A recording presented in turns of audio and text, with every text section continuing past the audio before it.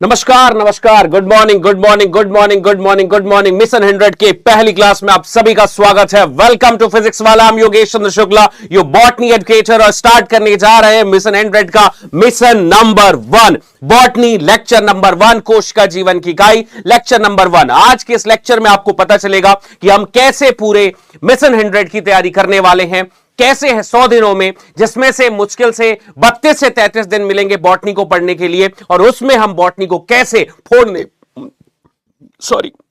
फोड़ने वाले हैं और उसको निस्तानुबोध कर देंगे, उसका पूरा का पूरा एकदम सारी चीजें कंप्लीट कर देंगे। ये कैसे होने वाला है, आज इस विषय पे चर्चा होगी। तो कमेंट सेक्शन पे मचा दीजिए जोरदार roar, yes sir, we are ready for this session, we are ready for this session. Good morning good morning good morning. Are you excited guys? Mission 100 की पहली क्लास आपके सामने आ रही है, और अभी तक जिसने ज्वाइन नहीं किया है फटाफट ज्वाइन कर लो, क्योंकि आज की क्लास फ्री है, कल से ये सेशन फ्री नहीं होंगे आप सभी के लिए। So good morning good morning good morning सभी बच्चों को जिनकी कमबैक किट नहीं आई है, आ जाएगी यार मित्रों, है ना। ज्यादा परेशान हर चीज के लिए मत हुआ करो। Ready ready ready ready ready ready. हाँ तो भाई, तो अब कुर्सी की पेटी बांध लीजिए, विमान अब यहां से उड़ान भरने वाला है। दिल थाम कर बैठिए, क्योंकि यहां से अब आपके इंतजार की घड़ी खत्म हो गई है। आज है 12 जनवरी, स्वामी विवेकानंद जी का जन्म दिवस भी है आज, और आज का दिन युवा दिवस मनाया जाता है। तो इस युवा दिवस के परिप्रेक्ष्य में, या क्या बोलते हैं, जो भी कहते होंगे उसको, ठीक है, उपलक्ष्य में आपको दिया जा रहा है मिशन 100 की पहले सेशन, वो भी free of cost. Ready guys? So कोशिका जीवन की इकाई लेक्चर नंबर 1, आज हम क्या पढ़ने वाले हैं। तो आज की क्लास यह भी जानने के लिए जरूरी है कि हमारा पैटर्न क्या रहने वाला है। हम कैसे, दो चीजें हैं हमारे सामने, जल्दी भी खत्म करना है, कम लेक्चर्स में कंप्लीट करना है, पूरा भी पढ़ाना है, सारे क्वेश्चन भी बनने चाहिए, क्वेश्चन प्रैक्टिस भी करनी है, और डिटेल भी करना है। तो सारी चीजों का मंथन करने के बाद जो मैंने अपने पिटारे से निकाला है वो ऐसा है कि देखो यार, जनरली बहुत सारे चैप्टर जिसमें फ्लो चार्ट और इन सब चीजों की जरूरत पड़ती है, वो चैप्टर आपको पूरी हस्तलिखित तरीके से पढ़ाए जाएंगे, खुद से बना करके, ठीक है। बट ज्यादातर कंटेंट हमारे इस स्लाइड में लिखा हुआ रहेगा, ठीक है। तो पहली चीज हमारी कोशिका के जीवन की इकाई लेक्चर नंबर 1। दूसरा, आज हम उसमें इतिहास के बारे में बात करेंगे, थोड़ी सी बात करेंगे प्रोकैरियोटिक कोशिका की। आज का हमारा टारगेट इतनी ही चीजों का है। आफ्टर दैट आपको इस सेशन में और क्या मिलने वाला है, मेरे hand written detail notes by Duggu भैया, मतलब मैं यानी डुग्गू भैया मैं आपको दूंगा अपने हैंड रिटन वाले डिटेल नोट्स। मतलब कि जिस बच्चे को यह दिक्कत होगा कि सर ये थोड़ा सा शॉर्ट हो गया, थोड़ा कमजोर हो गया, कम हो गया, तो फिर वो हैंड रिटन नोट से फुल्ली डिटेल, मतलब जो अगर आप जुलाई में पढ़ते होंगे ना, वो डिटेल का नोट्स भी मैं आपको हैंड रिटन अपने हाथ से लिखा हुआ आपको दूंगा, वो डिटेल पढ़ने के लिए। इसके अलावा मैं आपको दूंगा ब्रह्मास्त्र विद डुग्गू भैया। अब ये क्या होता है भाई? ब्रह्मास्त्र होता है क्वेश्चन प्रैक्टिस। तो हर सेशन में कम से कम 15 क्वेश्चन मैं आपके साथ मिलकर सॉल्व करूंगा, और लगभग 5, 7, 8, 10 क्वेश्चन जो भी होंगे, मतलब टोटल 20 क्वेश्चन का टारगेट है, जिसमें से 10 से ज्यादा मैं आपके साथ मिलकर सॉल्व करूंगा, और 10 के आसपास आपको होमवर्क दिए जाएंगे। एकदम ऑथेंटिक, जबरदस्त, बढ़िया वाले क्वेश्चन आपको होमवर्क के तौर पर दिए जाएंगे। नोट्स बनाने नहीं है, साथ में नोट्स बना हुआ रहेगा, आप इसे रिवाइज कर रहे हैं। देखो बच्चे, जनवरी का महीना है, अब अगर आप नोट्स बनाने पूरा बैठोगे तो बड़ी दिक्कत होगी। ये पीडीएफ ही आपका नोट्स होगा, आपको शॉर्ट नोट बनाने हैं। आप अपनी एक कॉपी निकालेंगे, मैं आपको पैटर्न देता हूं, तो मैं आपको बताऊंगा कि क्या क्या करना है। सो देखो, सबसे पहला जो आज का टारगेट है बच्चों को यह बताना है कि भाई स्ट्रेटजी क्या रहने वाली है, तैयारी क्या रहने वाली है, मतलब क्या करेंगे हम यहां पर। सो सबसे पहले आप लोग प्लानिंग को समझ लीजिए कि हमारा प्लानिंग क्या है, हम किस तरीके से काम करने वाले हैं। सबसे पहली चीज, मेरा पहला जो टारगेट है, आप लोगों को समझाना है। याद रखना, हम समझ रहे हैं, हमें समझाना है, ठीक है। पहला टारगेट यह है कि हमें हर चीजों को समझाना है, ठीक है। समझाने के साथ साथ रिकॉल भी करना है, यह हमारा पहला टारगेट है। यह चीज आप लोग लिख कर रखिएगा, ठीक है। यह टारगेट है हमारा कि हमें समझना है हर चीज को, हमें समझना है हर चीज को, और उसे रिकॉल करते रहना है।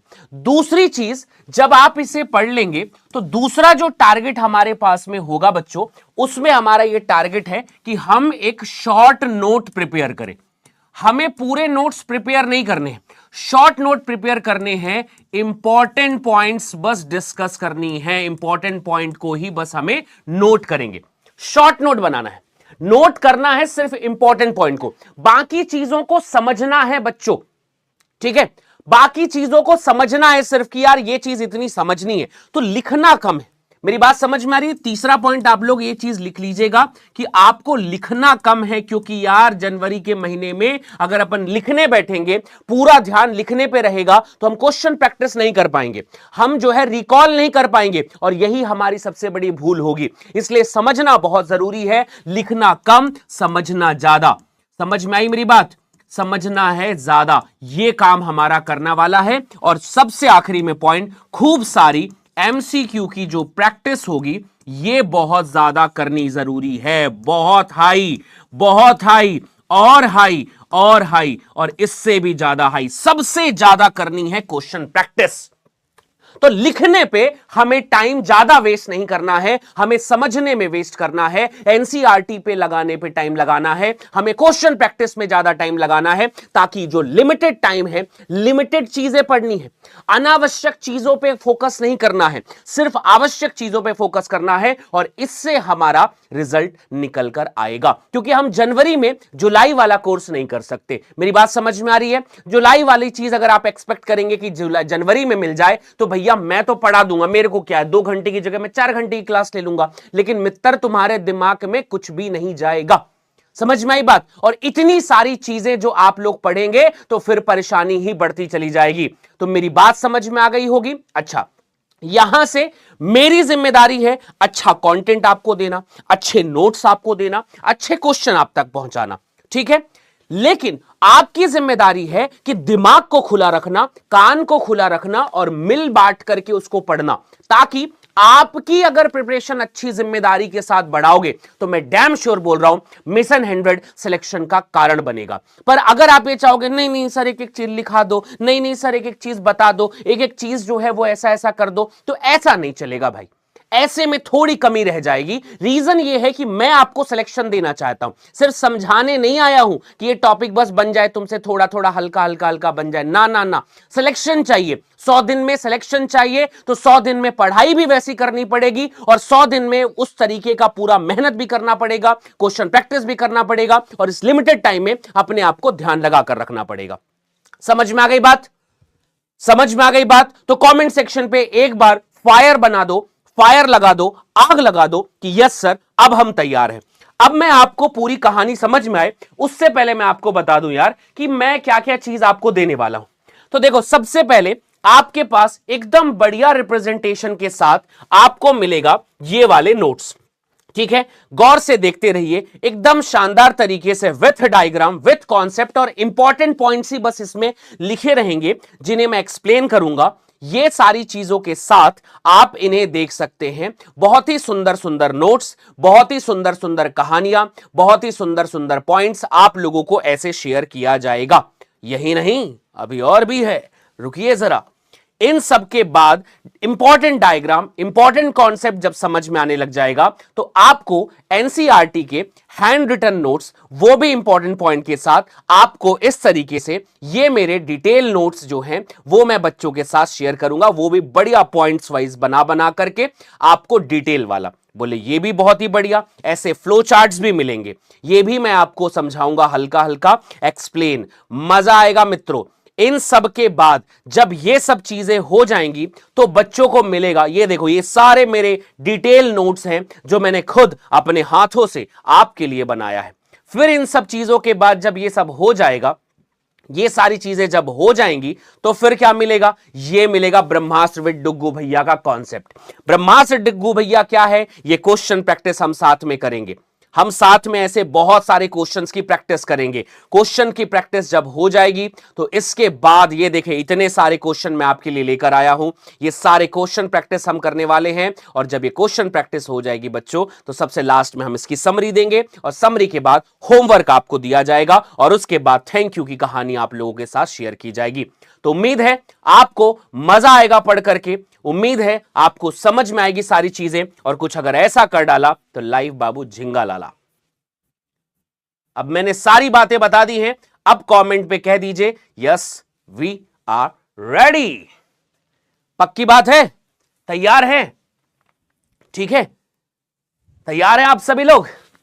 ठीक है, एनसीईआरटी पढ़ाएंगे, एनसीईआरटी से समझाएंगे, एनसीईआरटी की डिटेल करेंगे, हर एक चीज बस आपको थोड़ा सा धैर्य रखना है, चीजें हल्की हल्की समझनी है। एनसीईआरटी अपने सामने निकाल लीजिए, एक कॉपी निकाल लीजिए, एक पेन निकाल लीजिए, जिन इंपॉर्टेंट पॉइंट को बोलूंगा लाइन से बस हर चैप्टर के 100-200 पॉइंट बनाने।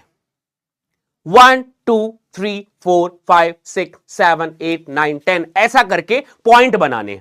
जो मैं पहला पॉइंट बोलूंगा वो लिखना, फिर दूसरा, फिर तीसरा, फिर चौथा, फिर पांचवा, फिर छठा, फिर सातवां, ऐसा कर करके आप बनाएंगे और ये 160-70 पॉइंट हर चैप्टर के बनेंगे और इन 70 चैप्टर पॉइंट्स को आखिरी दिन आप रिवीजन करेंगे। समझे बात को? कैसे करना है?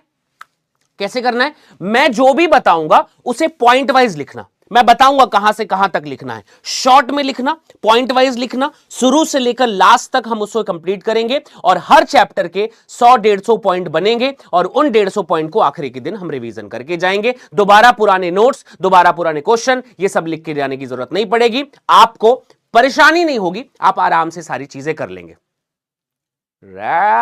ठीक है, अभी आएगा ना मजा बीड़ू टेंशन काई को लेने का। चलिए स्टार्ट करते हैं आज की कहानी का पहला रूप और पहली कहानी शुरू होती है हमारे आदरणीय महान वैज्ञानिक रामाचंद्रन साहब से। ठीक है, तो सबसे पहले इनके नाम के आगे आप पहला वर्ड लिखाएंगे जी.एन. रामाचंद्रन। तो आप पहला पॉइंट लिखिए जी.एन. रामाचंद्रन साहब। पहला नाम, पहला पॉइंट आपके पास है जी.एन. रामाचंद्रन। अब मैं लिखता तो 2-3 मिनट लगते, इसलिए पहले से लिखा हुआ है ताकि थोड़ा जल्दी जल्दी समझ में आ जाए। ठीक है, क्योंकि ये वन शॉट टाइप का होगा ना भाई।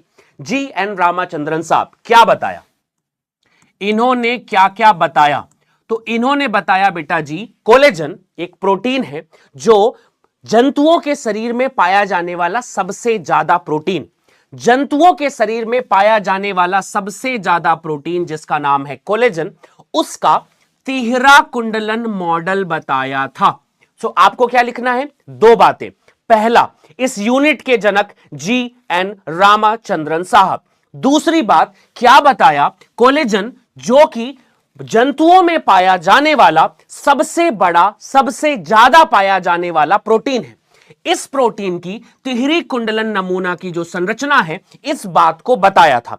सो triple helix model of collagen protein, इसी को हम रामचंद्रन प्लॉट के नाम से भी जानते हैं।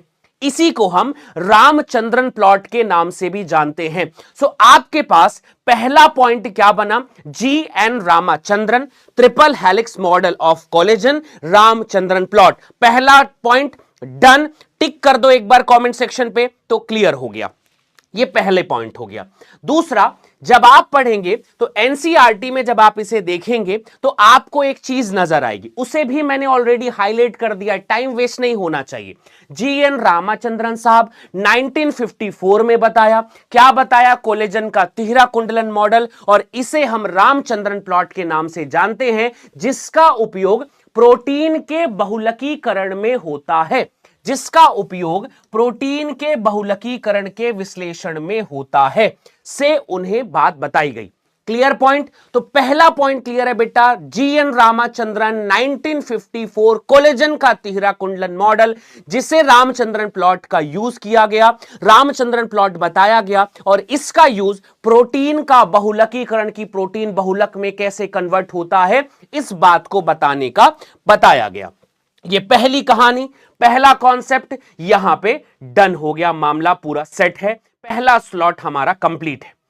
अब शुरू करते हैं सेल के बारे में जानने के लिए। अब दूसरा पॉइंट, पहला पॉइंट क्लियर हो गया, अब सेकेंड पॉइंट। सेकेंड पॉइंट कहता है कि सेल है क्या, कोशिका है क्या। तो एनसीईआरटी इसके लिए एक पहला सा इंट्रो लिखती है, मैं उसे समझाता हूं। दुनिया में किसी भी जीव की सबसे छोटी इकाई, स्मॉलेस्ट इकाई, जो सबसे छोटी जीवित है, वो है कोशिका। मतलब इस दुनिया में जो सबसे छोटा जीव होगा ना, उसके पास कम से कम कोशिका होनी चाहिए। इस दुनिया का जो सबसे छोटा जीव होगा, उसके पास कम से कम कोशिका होनी चाहिए। बोले ठीक है। इससे क्या होगा? तो हमने देखा कि इस दुनिया में कुछ बहुत सारी कोशिका वाले जीव हैं, कुछ कम कोशिका वाले जीव हैं, पर जो कम कोशिका वाला जीव है उसके पास भी कम से कम एक कोशिका होनी चाहिए। बोले ठीक है, क्यों होनी चाहिए? बोले कि जिंदा रहने के लिए और स्वतंत्र जीवन यापन मतलब अपनी सभी क्रियाओं को करने के लिए कम से कम कोशिका की आवश्यकता है, इसलिए हमें कोशिका की आवश्यकता है। तो जीवों की कोशिका ही मूलभूत रूप से संरचनात्मक और क्रियात्मक इकाई होती है, सो फंक्शनल और स्ट्रक्चरल यूनिट है। इस लाइन पे कुछ एसर्शन रीजन के क्वेश्चन पूछे जाते हैं, एसर्शन रीजन के क्वेश्चन पूछे जाते हैं कि क्यों है भैया, क्यों है ऐसा कि ये संरचनात्मक और क्रियात्मक इकाई है? तो बोलना कि कम से कम एक कोशिका, इस दुनिया की कम से कम एक कोशिका, और ये बात याद रखना ये एक कोशिका का जो डेफिनेशन है सिर्फ एक कोशिकीय जीवों के लिए काम आता है। एक कोशिकीय जीवों में, आप इस पॉइंट को जरूर लिखेंगे, एक कोशिकीय जीवों में सबसे पहले स्वतंत्र जीवन यापन, लिखिए फटाफट, स्वतंत्र जीवन यापन मतलब एक अकेली कोशिका जिंदा रह सकती है एवं जीवन के समस्त कार्य, जीवन के समस्त कार्य, अब समस्त कार्यों को करने में सक्षम है, समस्त कार्यों को करने में, कार्य करने में सक्षम है। बोले अच्छा ये बात है, इसलिए इसे हम जीवन की इकाई कहते हैं। यार आपके दिमाग में आएगा ना भाई, आपके दिमाग में नहीं आएगा कि कोशिका जीवन की इकाई है, बट व्हाई? रीजन बताओ।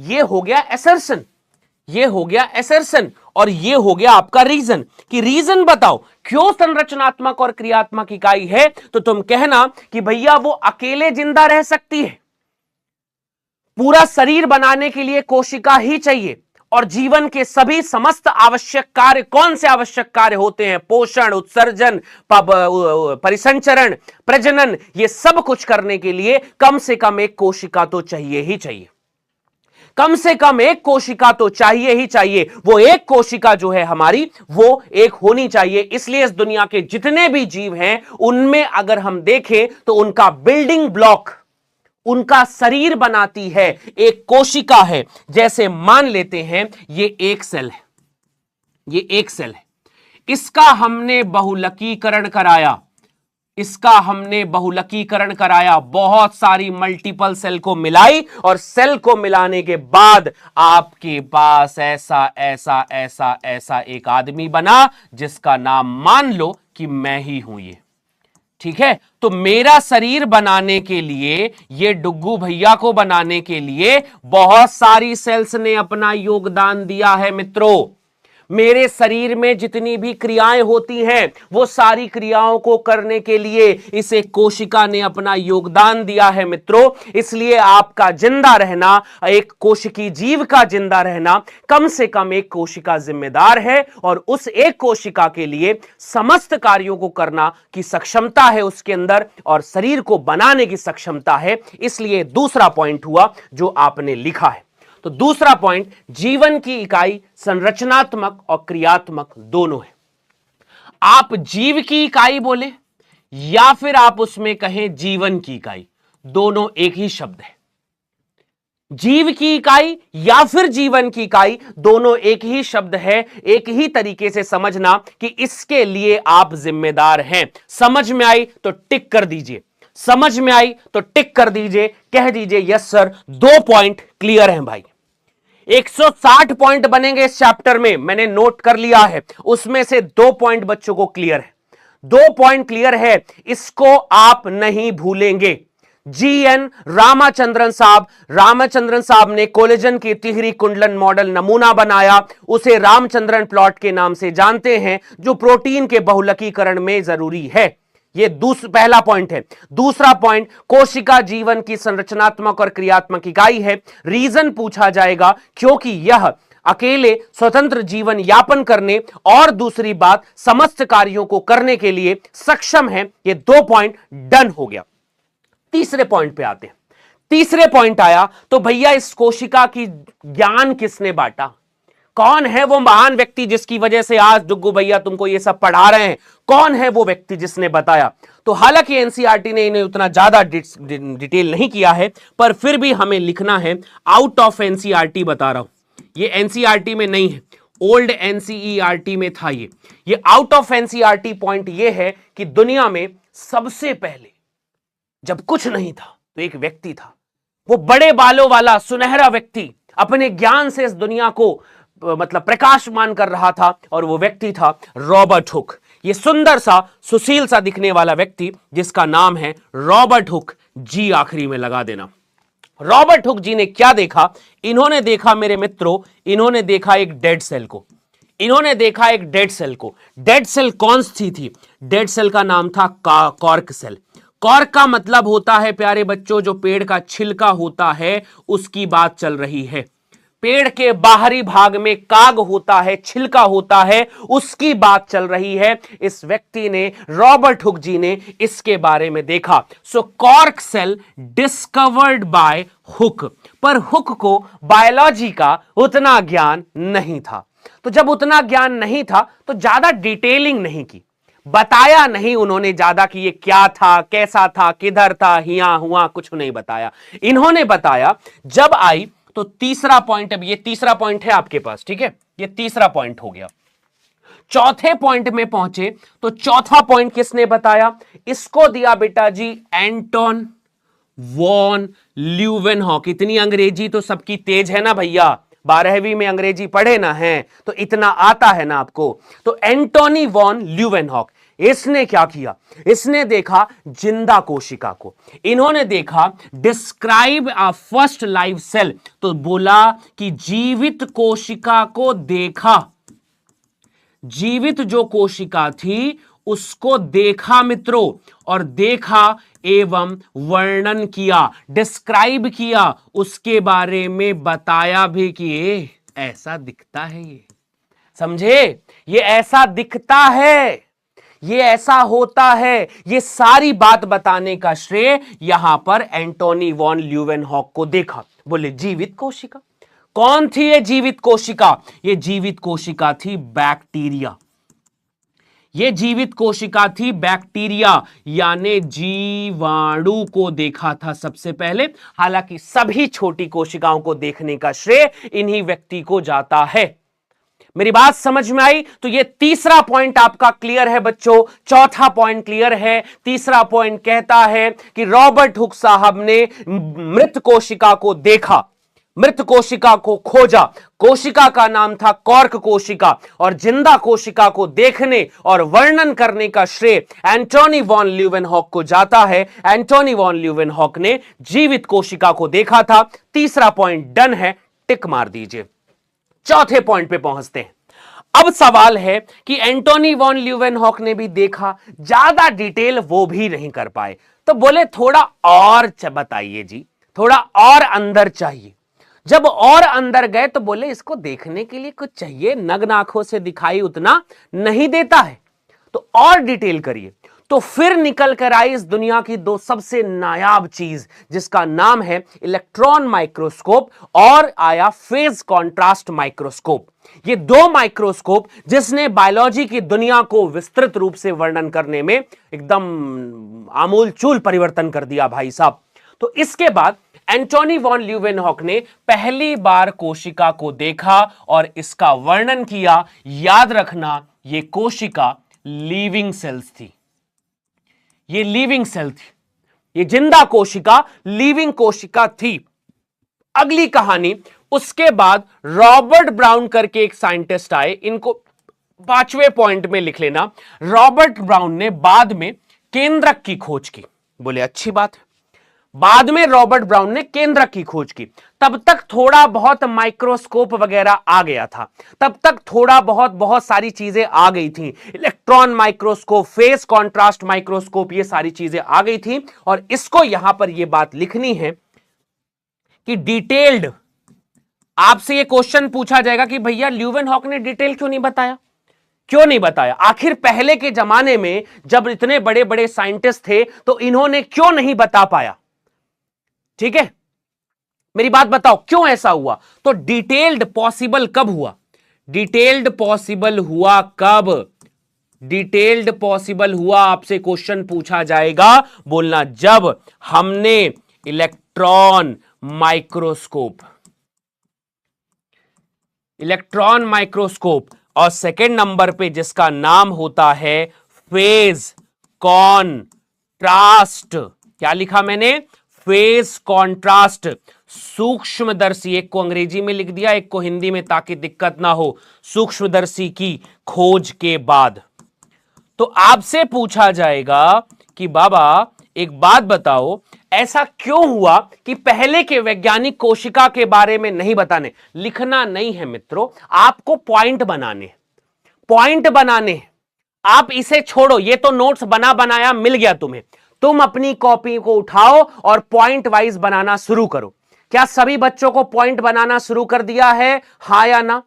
पहली क्लास स्लोली स्लोली पढ़ा रहा हूं, रीजन है बताना चाहता हूं कैसे पढ़ना है, कम समय में बड़ा सिलेबस कैसे कवर होगा, कम समय में ज्यादा चीजें कैसे समझ में आएंगी, और कम समय में ज्यादा चीजें कैसे याद रहेंगी, और कम समय में ज्यादा चीजें कैसे प्रैक्टिस की जाएंगी। तो इसके लिए आपको यह तरीका बता रहा हूं, इसलिए slowly slowly slowly slowly slowly slowly आराम से लिखते चलो। मैं फिर से बताता हूं, क्या तुमने पहले पॉइंट पे जीएन रामाचंद्रन के बारे में लिखा? दूसरा पॉइंट, क्या आपने कोशिका जीवन की इकाई होती है इसके बारे में लिखा? तीसरा पॉइंट, क्या आपने रॉबर्ट हुक और आपके एंटोनी वॉन ल्यूवेनहॉक के बारे में लिखा? क्या आपने चौथे पॉइंट पे आपने ये जो रॉबर्ट ब्राउन के बारे में लिखा? अगर लिखा तो तुम्हारा मामला क्लियर हो गया है, तुम्हें सारी चीजें क्लियर होंगे। पॉइंट्स आपको लिखने सब मिलेंगे तुमको, मैं सब दे दूं, तुम कुछ मत करना, तुम कुछ मत करना, तुम बैठे बैठे तमाशा देखो, जिल्ले लाही बन जाओ, ऐसा हाथ बंद कर लो, पॉइंट लिखो खुद। ये सारी चीजें मैं दूंगा ना, इसके अलावा लिखने का काम जो है वो तुम्हें करना है। पॉइंट्स तो खुद लिखो यार, अपने हाथ से लिखे हुए नोट्स को तुम आखिरी में रिवाइज करोगे, काम आएगा। आगे बॉस, अब सवाल आया कि डिटेल वगैरह सारा कुछ हो गया, तो फिर अब आए कि यार अब कोशिका को बताओ जरा, कोशिका कैसे दिखती है, कैसे काम करती है, कोशिका किससे बनी हुई है, कौन सी चीज इसके पास है, कौन सी चीज इसके पास नहीं है। तो फिर इस बात को बताने के लिए हमारे पास अगली कहानी निकल कर आई, जिसे हम कहते हैं कोशिकावाद। बोले ठीक है भाई, बताइए कोशिकावाद किस चिड़िया का नाम है? हमने कहा ये जो कोशिकावाद है, ये जो कोशिकावाद है, इसको बताने का श्रेय दो जर्मन वैज्ञानिकों को जाता है। किसे जाता है? दो जर्मन वैज्ञानिकों को जाता है। ठीक है, समझिए और लिखिए ना, हल्का हल्का। क्या एकदम समझने के लिए एकदम ऐसे देखोगे क्या मुझे, है कि एकदम ऐसा टाकाटकी लगा के एकदम ऐसे थोड़ी, थोड़ा समझ लिया, अब लिख लो जल्दी से। एक लाइन लिखने में कितना टाइम लगता है जी, कैसा बात कर देते हो यार तुम लोग।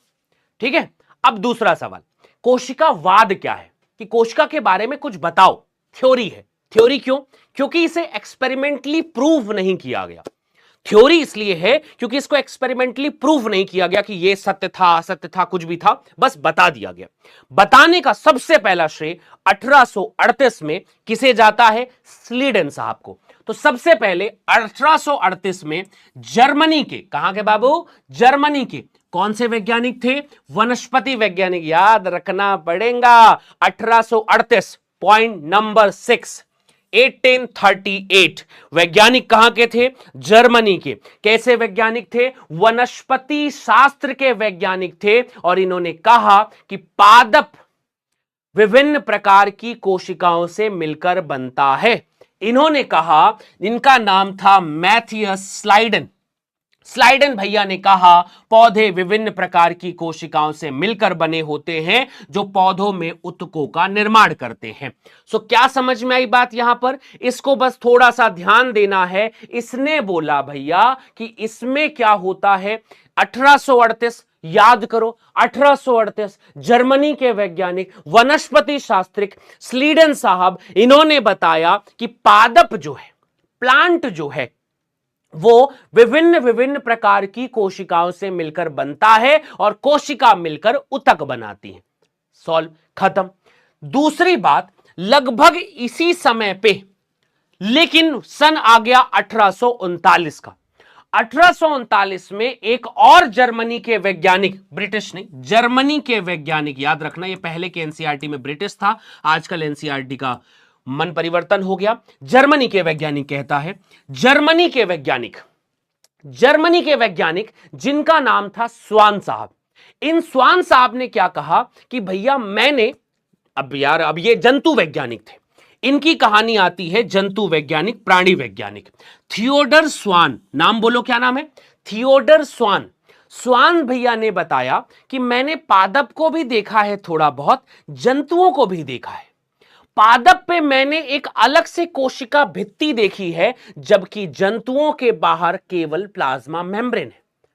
प्लाज्मा मेम्ब्रेन जो जंतु और पादप दोनों में पाई जाती है, पर पादप है एक्स्ट्रा मेम्ब्रेन जिसका नाम है कोशिका भित्ति।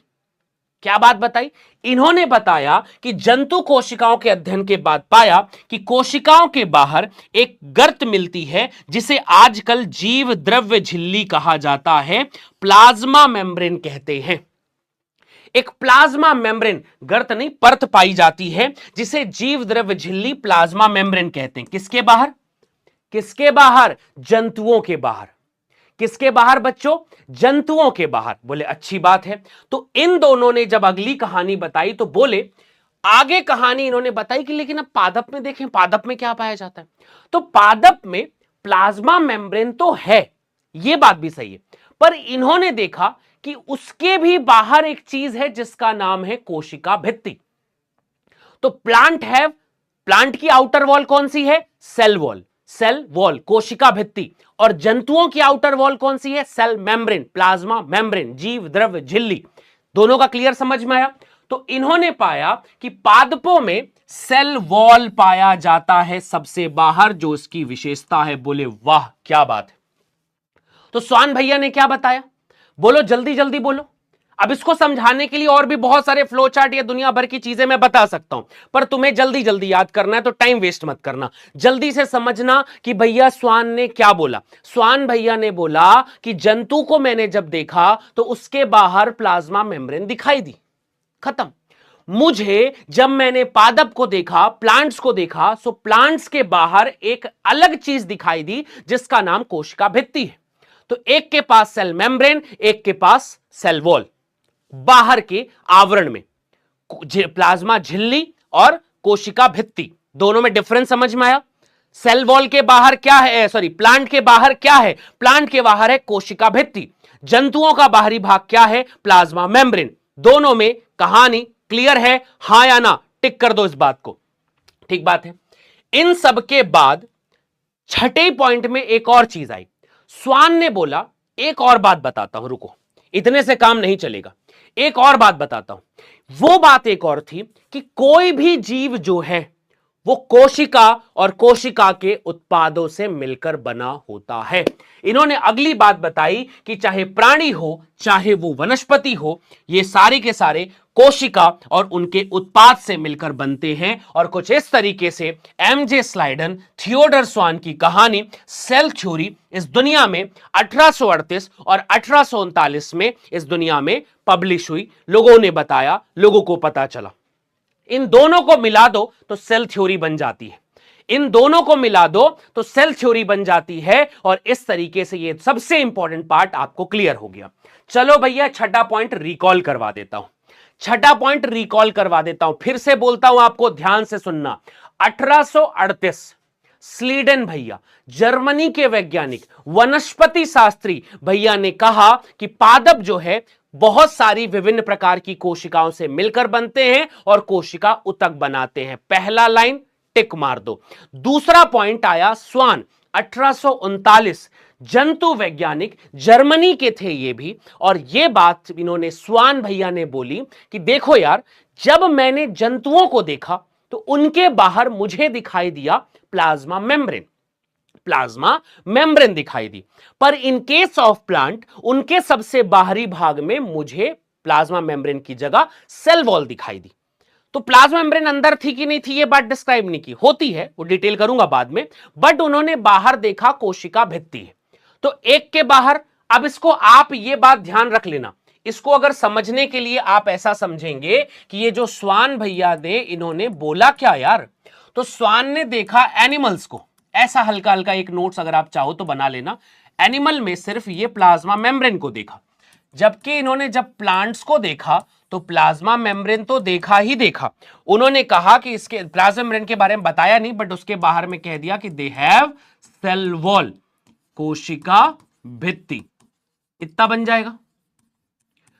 फिर इन्होंने एक बात और कही कि यार जितने चाहे वो जंतु हो चाहे वो पादप हो, दोनों के दोनों क्या करते हैं, या तो कोशिका के उत्पाद, या तो कोशिका के उत्पाद, इन दोनों से मिलकर बने होते हैं, कोशिका और कोशिका के उत्पाद से मिलकर बने होते हैं।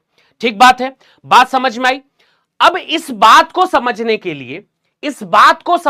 लिए कि यार ये ठीक है, अब यहां तक तो पूरी कहानी हो गई, अब ये तो हिस्ट्री चल रहा है, ठीक है, ये तो हिस्ट्री चल रहा है। हाँ, रिडक्शनिस्ट बायोलॉजी के बारे में बताएंगे, अभी डिस्क्राइब कर रहे हैं, एक मिनट रुको, तो पहले हिस्ट्री डिस्क्राइब कर लेते हैं पहले।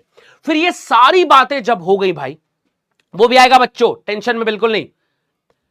क्वेश्चन में क्या करें, क्वेश्चन में आपसे पूछे कि स्लीडन ने कब दिया, 1838, आपसे पूछे कि भैया स्वान ने कब दिया, 1839, और आपसे पूछे कि सेल थ्योरी कब आई, तो जब दोनों की कहानी हो गई 1838 के बाद, 39 के बाद। तो इस तरीके से ये दोनों कहानी अपने आप में क्लियर हो गई। ठीक है, आपसे कभी कोई क्वेश्चन आएगा कि अच्छा इसके बाद क्या हुआ, इसके बाद एक और चीज हुई, और वो चीज ये हुई कि हमारे पास अब आया 7वां पॉइंट। 7th पॉइंट पे आए एक और स्मार्ट से साइंटिस्ट जिनका नाम था रुडोल्फ विर्चो, नाम ही बहुत ही शानदार था, रुडोल्फ विर्चो, 1855।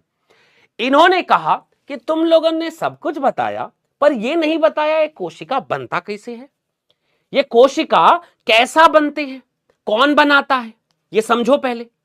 तो जब इसके बाद, यार रिडक्शनिस्ट तो तब करोगे जब मालूम रहेगा ना, तो पहले समझ लो फिर रिडक्शनल बायोलॉजी पे आना। अब हमारे पास 7वें पॉइंट पे आया कि पहली बार एक नाम था रुडोल्फ विर्चो।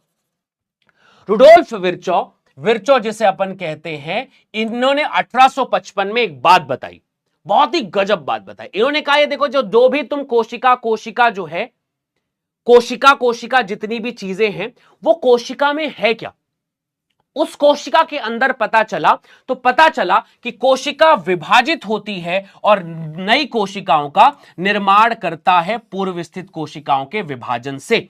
इसको अपनी भाषा में उन्होंने ओमनिस सेलुला ई सेलुला कहा। अब ये पूरी कहानी यहां से अलग घूम गई। इन्होंने कहा कोशिका होती है, सही बात है, कोशिका चीजें होती हैं, सही बात है, पर कोशिका का विभाजन कैसे होता है। तो कोशिका का विभाजन करवाने के लिए उन्होंने कहा कि पहले से स्थित कोशिका ये जो है ओल्ड सेल है, पहले से उपस्थित कोशिका है, इसने डिवीजन किया मित्रों, और ये जो डिवीजन कर रहा है और यहां से न्यू सेल बनता है। तो इस दुनिया में हर कोशिका का बाप एक कोशिका ही है, हर कोशिका का बाप एक कोशिका ही है। समझ में आई मेरी बात, ये कोशिका ही है, और इसी को कहते हैं ओमनिस सेलुला ई सेलुला।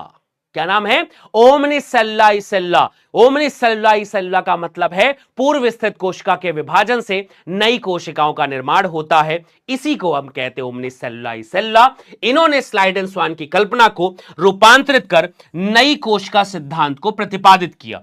अब यहां से तुमसे बोलेंगे कि मित्रों क्वेश्चन बताओ। देखो पढ़ना तो इतना ही है, लिख के ले लो, क्वेश्चन इतने से ही आएंगे।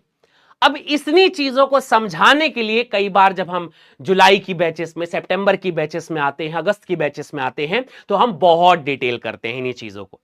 बट अब चूंकि जनवरी में है तो इन्हें थोड़ा सा शॉर्ट में लेकर चलेंगे। यही शॉर्ट नोट है, यही तुम्हारी अंतिम तैयारी है, और यही वो आखिरी समय है जब जरूरी है। मेरी बात समझ में आ रही है? तो इसलिए इसको याद रखने का है। इसमें क्वेश्चन में 1839 बता चुका हूं मैं कि किस पे क्वेश्चन आता है, यह बात ध्यान रखना। अब यहां से ध्यान से सुनना। सबसे पहली बात, आपसे कोई पूछे कोशिकावाद, आपसे कोई पूछे कोशिकावाद किसने दिया, बोलो बाबू, कोशिकावाद किसने दिया। दूसरा क्वेश्चन आएगा कि अगर आपसे क्वेश्चन आ जाए कि नवकोशिकावाद किसने दिया, नवकोशिकावाद किसने दिया, बोलो बोलो बोलो बोलो बोलो, किसने दिया। और अगर आपसे एक क्वेश्चन और पूछ दिया जाए कि स्लीडन और स्वान की कमी क्या थी, अब यही सब चीजें बार बार लिखने पे टाइम वेस्ट होता। स्लीडन स्वान को सेल थ्योरी की कमी क्या थी, अब ये तुम्हारा काम है, ये तुम्हारा काम है कमी, ठीक है। उसके बाद आपसे पूछा जाएगा सेल थ्योरी का टाइम, सेल थ्योरी का आपसे पूछ दिया जाए टाइम, बताओ कब हुआ था ये, ठीक है। इसके बाद आपसे क्वेश्चन पूछा जाए नवकोशिकावाद कब आया, नवकोशिकावाद कब आया, लिखो क्वेश्चन भाई, बोलो बोलो बोलो बाबू, इनके बारे में डिटेल करो जल्दी जल्दी, बोलिए मित्रों सवाल। तो कोशिकावाद किसने दिया, पक्की बात है मित्रों स्लीडन, लिखो लिखो लिखो, स्लीडन एवं स्वान, है ना। ये तुम्हारा एक होमवर्क होते जा रहा है। दूसरा, नवकोशिकावाद किसने दिया, तो एक हो गया भैया हमारे पास में स्लीडन, कौन हो गए पास हमारे पास, स्लीडन की बात सही थी, स्वान की बात भी सही थी, और एवं एक और साइंटिस्ट आ गए जिनका नाम था विर्चॉ, इन तीनों ने दिया। आई मित्रों बात, आई मित्रों बात। स्लीडन स्वान थ्योरी की कमी क्या थी, सेल कैसे बनी नहीं बताया, कैसे बनी नहीं बताया, नहीं बताया। सेल की उत्पत्ति कैसे हुई, सेल की उत्पत्ति कैसे हुई नई कोशिका का निर्माण कैसे होता है, नई कोशिका निर्माण नहीं बताया, समझे मित्रों, नई कोशिका का निर्माण नहीं बताया, बढ़िया है, अच्छी बात है, ठीक किया, नहीं बताया। तो कौन आए भैया, सेल थ्योरी का टाइमिंग आपसे पूछा जाए 1839, इसमें कंप्लीट हो गया था। दोनों की बातें मिलाकर कहना 1839, 1839। अगली कहानी नवकोशिकावाद 1855, जब विर्चो साहब ने अपनी कहानी को मिलाया। तो आपसे ये याद रखना, कोशिकावाद जो है इन दोनों की कहानी, नवकोशिकावाद इनकी इनकी और इनकी कहानी। विर्चो ने ऐसा कुछ नहीं कि उन्हें गलत साबित कर दिया, उनकी बात में एक और चीज ऐड कर दी, उनकी बात में एक और चीज ऐड कर दी। अब देखो मित्रों, यहां तक पढ़ने के बाद अब तुम्हें यह समझ में आ गया होगा कि हम मिशन 100 लेकर कैसे जाने वाले हैं, समझ में आई बात। अब यहां पर कुछ विद्यार्थियों को यह समस्या हो सकती है कि सर थोड़ा जो है हम शॉर्ट में चल रहे हैं, तो भाई जनवरी में शॉर्ट ही चलेगा, समझ रहे बात को। अब इससे भी डिटेल फिर एक मिशन पॉइंट और अलग से आएंगे, तो फिर वहां पर आपको समझाए जाएंगे। पर यहां पर हमें कॉन्स्ट्रिक्टेड रहना है, स्टिक रहना है जरूरी बिंदुओं पे, इसलिए मैंने अनावश्यक चीजों पे डिस्कशन करने की जगह इन बिंदुओं पे डिस्कशन करने का फैसला किया है। मैं आपको बता रहा हूं अपने 9 साल के एक्सपीरियंस के साथ, सवाल यहीं से पूछे जाएंगे, चिंता करने की जरूरत नहीं है, भरोसा रखो, मन लगाकर पढ़ो और सारी चीजें यहीं से बनेगा, टेंशन लेने की जरूरत नहीं है, यही शॉर्ट नोट है, यही कहानी है। अब आपसे पूछा जाए कि वर्तमान समय में जो आज का समय है नवकोशिकावाद, जो जिसे हम न्यू सेल थ्योरी कहते हैं, यहां पे बस मैं एक ही काम कर सकता था कि यह चीज मैं आपको लिखवाता साथ में, पर टाइम कम है, 2-2 3-3 लेक्चर में पूरा चैप्टर कंप्लीट करना है, तो हमें थोड़ा सा शॉर्ट तो रहना पड़ेगा और आपको बस ज्ञान लेना है, समझना मन लगाकर है। क्लियर है, मजा आएगा पढ़ के, आपको बस थोड़ा सा भरोसा रखना है, ठीक है। आते हैं अगले पॉइंट पे। तो अब आपसे पूछा जाएगा आज के समय में अगर आप कोशिका सिद्धांत को देखेंगे तो सबसे पहली बात और दूसरी बात क्या है, स्लीडन ने कुछ बताया, स्वान ने कुछ बताया, विर्चो ने कुछ बताया, और इन तीनों की बातों को लेकर एक कंक्लूजन निकालना है।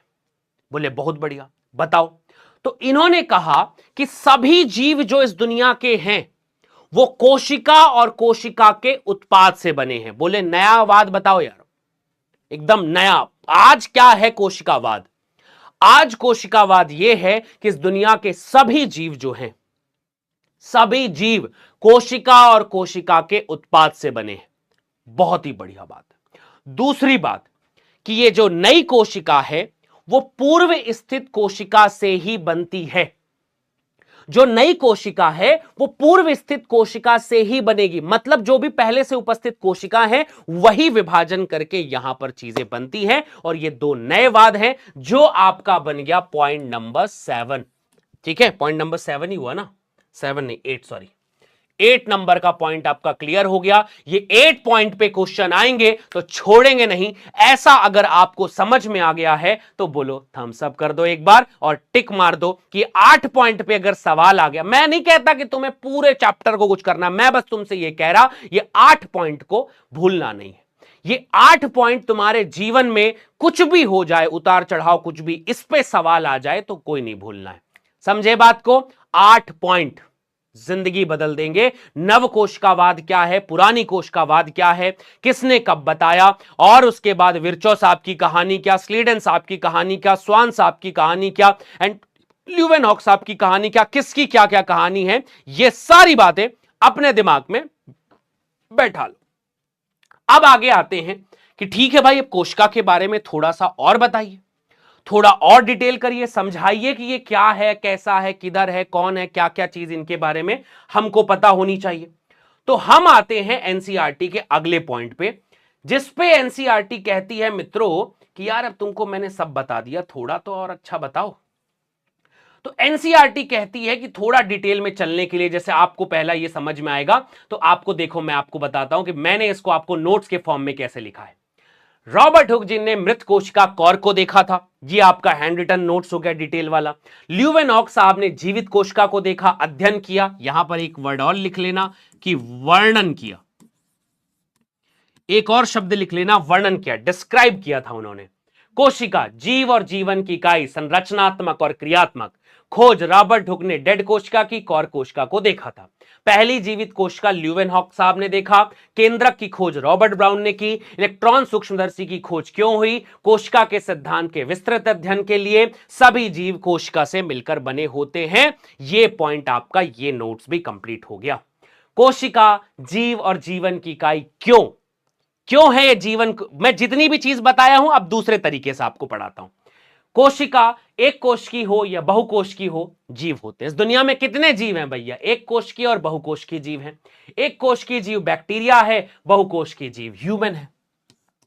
जब हमने बैक्टीरिया को देखा तो बैक्टीरिया अकेली कोशिका स्वतंत्र जीवन यापन कर रही है। क्या कर रही है? स्वतंत्र जीवन यापन कर रही है और जीवन के लिए आवश्यक सभी क्रियाओं को संपन्न करती है। इसलिए संरचनात्मक और क्रियात्मक इकाई है। ये डिटेल में एक एक लाइन लिखा हुआ है, यहां पर डिटेल में एक एक लाइन लिखा हुआ है, यहां पर उतनी ही चीजों को बता रहा हूं मैं। कोशिका की खोज कब संभव हुई? विस्तृत वर्णन कैसे संभव हुआ? इलेक्ट्रॉन सूक्ष्मदर्शी और फेज कॉन्ट्रास्ट सूक्ष्मदर्शी की खोज के बाद। उतनी ही लाइन को अलग तरीके से बनाया जा सकता है। उतनी ही चीजों को डिटेल में पढ़ने के लिए आप ऐसे पढ़ सकते, एक एक लाइन लिखा हुआ कि भैया विस्तृत वर्णन कैसे संभव हुआ। पूछ दिया जाएगा विस्तृत वर्णन संभव हुआ क्योंकि भैया इलेक्ट्रॉन माइक्रोस्कोप और आपका फेस कॉन्ट्रास्ट माइक्रोस्कोप खोजा गया। अब देखो शॉर्ट पॉइंट। सेल थ्योरी, वैज्ञानिक का नाम जोकब स्लीडन, देश जर्मनी, वनस्पति वैज्ञानिक, 1838, पादप उतक विभिन्न प्रकार की कोशिकाओं से बनते हैं। एकदम शॉर्ट हो गया। हुआ क्या मजा? आया क्या मजा मित्रों? लिखने का यह तरीका भी तुम्हारे पास में। अब इसको लिखेंगे, टाइम थोड़ा लगता है, इसलिए मैंने पहले से ही लिख के लेकर आ गया हूं मैं। दूसरा पॉइंट, स्वान भैया ने क्या बताया? थियोडोर स्वान ने बताया, जंतु वैज्ञानिक थे, ये भी जर्मनी के थे, 1839 में थे, और बताया कि जंतुओं के बाहर प्लाज्मा झिल्ली देखी, पादप के बाहर कोशिका भित्ति देखी, और एक बात कही कि पादप का विशिष्ट लक्षण है जंतुओं में ये एब्सेंट है। जंतुओं में सेल वॉल नहीं है, यह बात आपको याद रखना है। जंतुओं में कोशिका भित्ति नहीं है, दे लैक सेल वॉल। यह बात अपने हाथ में टैटू बनवा लो। सभी जीव कोशिका और कोशिका के निर्मित उत्पाद से बने होते हैं। यह दूसरा पॉइंट हो गया। तो प्लांट के बाहर की भाग कौन सा है? कोशिका भित्ति। जंतुओं के बाहर का भाग कौन सा है? जंतुओं के बाहर का भाग प्लाज्मा झिल्ली है, और कोशिका के उत्पाद से बने होते हैं। ये रिवीजन करने के लिए, एनिमल के पास सिर्फ प्लाज्मा मेम्ब्रेन, प्लांट्स के पास सेल वॉल और प्लाज्मा मेम्ब्रेन दोनों है। लीजिए पॉइंट को। 1843 में स्लीडन स्वान ने बताया, कोशिकावाद स्लीडन के पॉइंट और स्वान के पॉइंट को मिला दो तो आपका होमवर्क ये बन जाता है। कोशिकावाद की कमियां कैसी थी, नई कोशिका का निर्माण कैसे हुआ, नहीं समझाया गया, ये कमियां थी। क्वेश्चन के फॉर्म में अलग तरीके से सेम चीज यहां पर लिखी हुई रहेगी। क्वेश्चन के फॉर्म में सेम चीज अलग तरीके से यहां पे लिखी हुई रहेगी और आपको ऐसे भी पढ़ना है। इसके अलावा रुडोल्फ विर्चो 1855 में नई कोशिका का निर्माण पूर्व स्थित कोशिका से हुआ था, यह बात भी मैंने बता दी। इसे लैटिन भाषा में आपसे पूछा जाएगा, ये मित्रों कौन सी भाषा में लिखा हुआ है, ये कौन सी भाषा में, ओमनी सेलुलाई सेलुला, ओमनी सेलुलाई सेलुला, ये क्या है, ओमनी सेलुला सेलुला, ओमनी सेलुला ई सेलुला क्या है, ओमनी सेलुला ई सेलुला लैटिन भाषा में लिखा हुआ एक शब्द जिसका मतलब है, क्या मतलब है जिसका मतलब है कि पूर्व स्थित कोशिका के विभाजन से ही नई कोशिका का निर्माण होता है। समझे बात? तो यह भी एक डिटेल पॉइंट हो गया। नव कोशिकावाद 1855 में तीनों वैज्ञानिकों को मिला दो और नई कोशिकावाद, नई कोशिका का निर्माण पूर्व स्थित कोशिका के विभाजन से होता है, जीवों का निर्माण कोशिका और कोशिका के उत्पादों से बनता है। यह बात हमने बता दिया है। पूरी कहानी आपके हिसाब से पूरा समझ में आ गया होगा। अब हमें करना क्या है मित्रों, जब इतना पॉइंट हम लोगों ने कंप्लीट कर लिया तो अब थोड़ा सा पीछे चलते हैं कि यार एक कोशिका को देखो जरा, अब इस दुनिया में हमने इतनी कोशिकाएं पढ़ी हैं, अब हमें करना है overview of cell. Overview of cell मतलब जिसे हम कहते हैं कोशिका का समग्र अवलोकन। हमें करना है कोशिका का समग्र अवलोकन। अवलोकन किया, ठीक है, हमने सारा कुछ देख लिया, उनका अवलोकन किया जाए, देखा जाए। समझ में आ रही है ना बातें? कितने प्रतिशत विद्यार्थियों को समझ में आ रहा है? हाँ, कुछ भी कभी नहीं पढ़ा तो भी समझ में आएगा, पर आप मेरे पॉइंट ऑफ व्यू से मैच करो। मैं आपको बस लिखने में जो टाइम वेस्ट हो रहा है वो स्किप कर रहा हूं, बाकी समझाने पे हर एक चीज प्रॉपर समझा रहा हूं। आप ध्यान रखना, हैंड रिटन डिटेल नोट्स भी दूंगा, उसमें क्वेश्चन प्रैक्टिस सारी चीजें लिखी रहेंगी।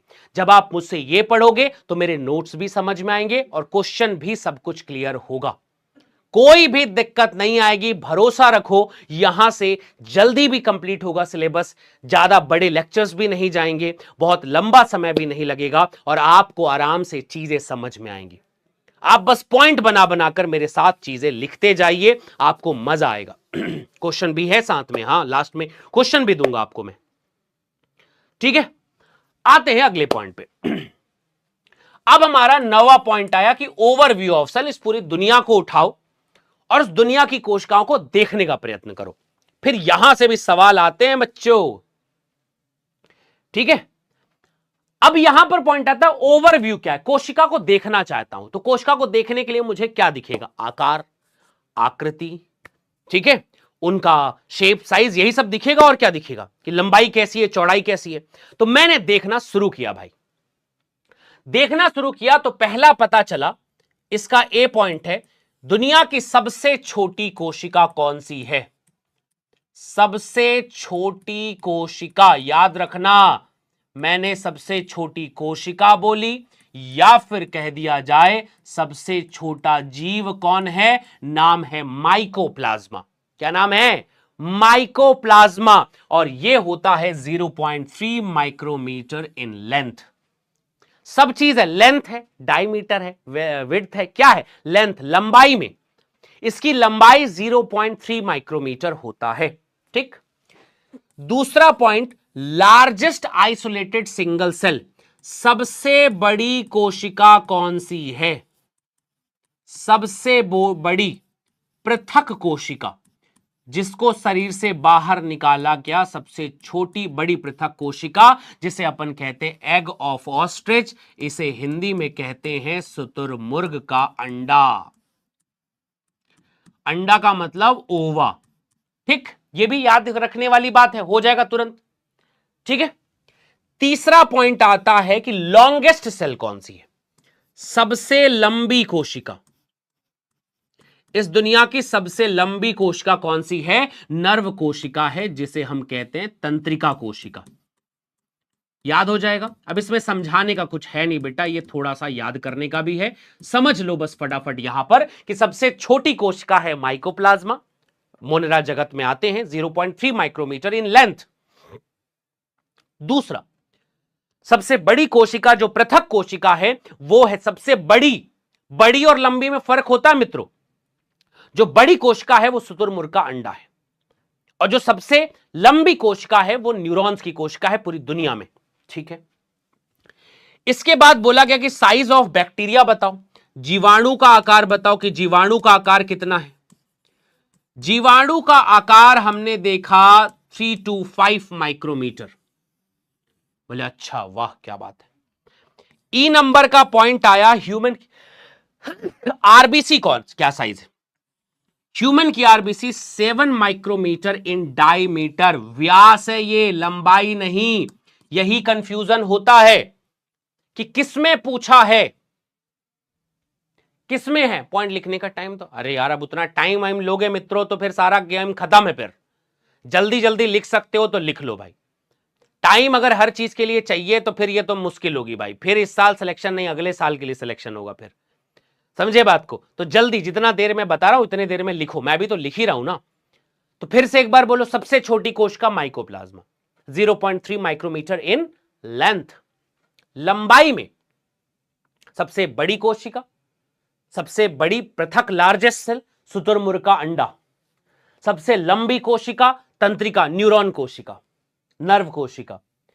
जीवाणु का आकार 3 to 5 माइक्रोमीटर, और इसके बाद आरबीसी का आकार 7 माइक्रोमीटर जो है वो है व्यास इसका। क्या है इसका?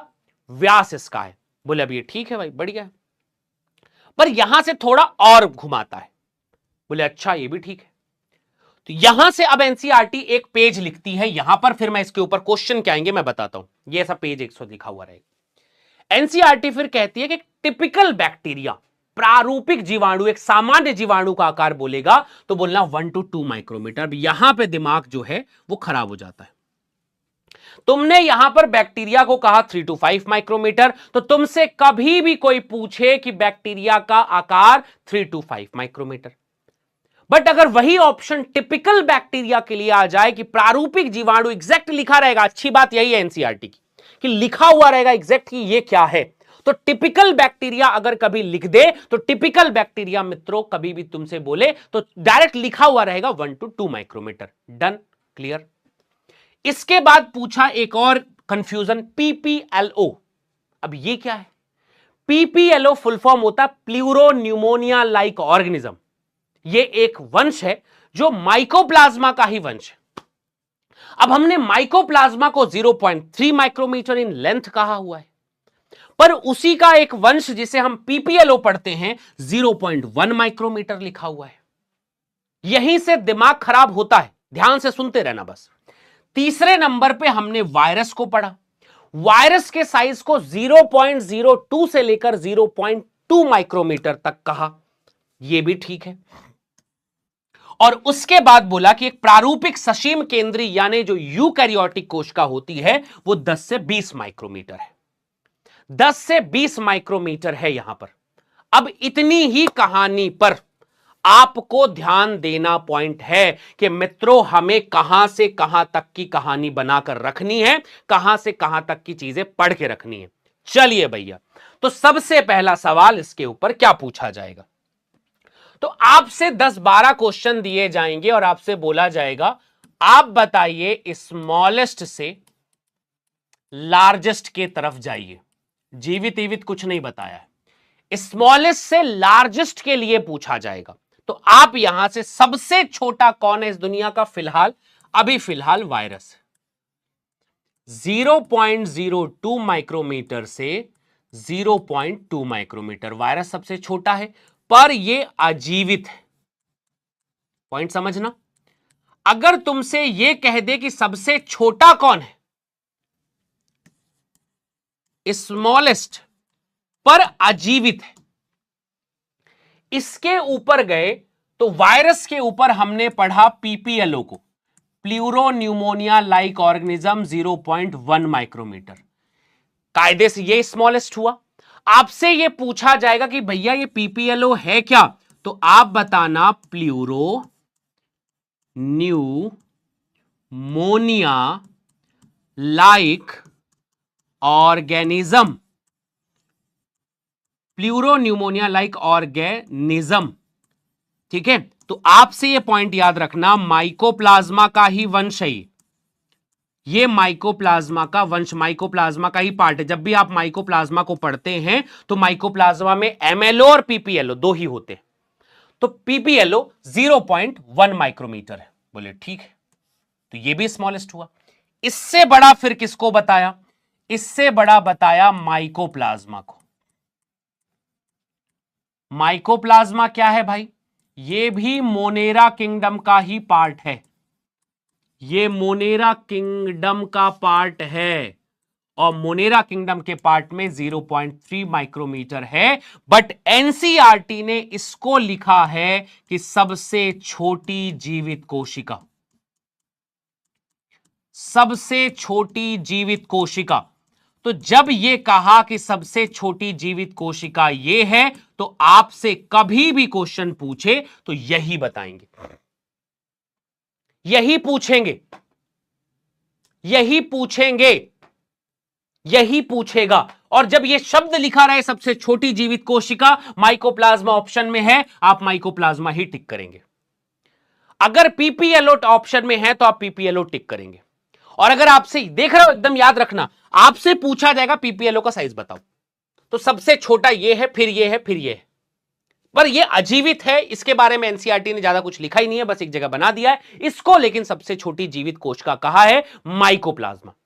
तो बात तो एक ही हुई, यही तो माइकोप्लाज्मा का पार्ट है, बट इसका एवरेज साइज 0.3 माइक्रोमीटर है, पर माइकोप्लाज्मा का साइज, पीपीएलओ का साइज 0.1 माइक्रोमीटर है। इनके बीच का कंफ्यूजन क्लियर नहीं होता है, ध्यान पे रखियो। माइकोप्लाज्मा के बाद अगली साइज आई किसकी? अच्छी बात यह है एनसीईआरटी के बाहर कुछ नहीं पूछा जाएगा। प्रारूपिक जीवाणु, प्रारूपिक जीवाणु 1 to 2, अरे यार क्यों मिट जा रहा बार बार। इसके बाद आपसे पूछा जाएगा जीवाणु। देख रहे हैं बात को? एक एक लाइन याद रखनी है, 3 to 5 माइक्रोमीटर। इसके बाद मैंने किसको बताया? इसके बाद मैंने बताया आरबीसी को, 7 माइक्रोमीटर। ये क्या है 7 माइक्रोमीटर? डायमीटर, व्यास, व्यास है इसका मित्रों। और ये 0.3 माइक्रोमीटर क्या है? लेंथ, लंबाई।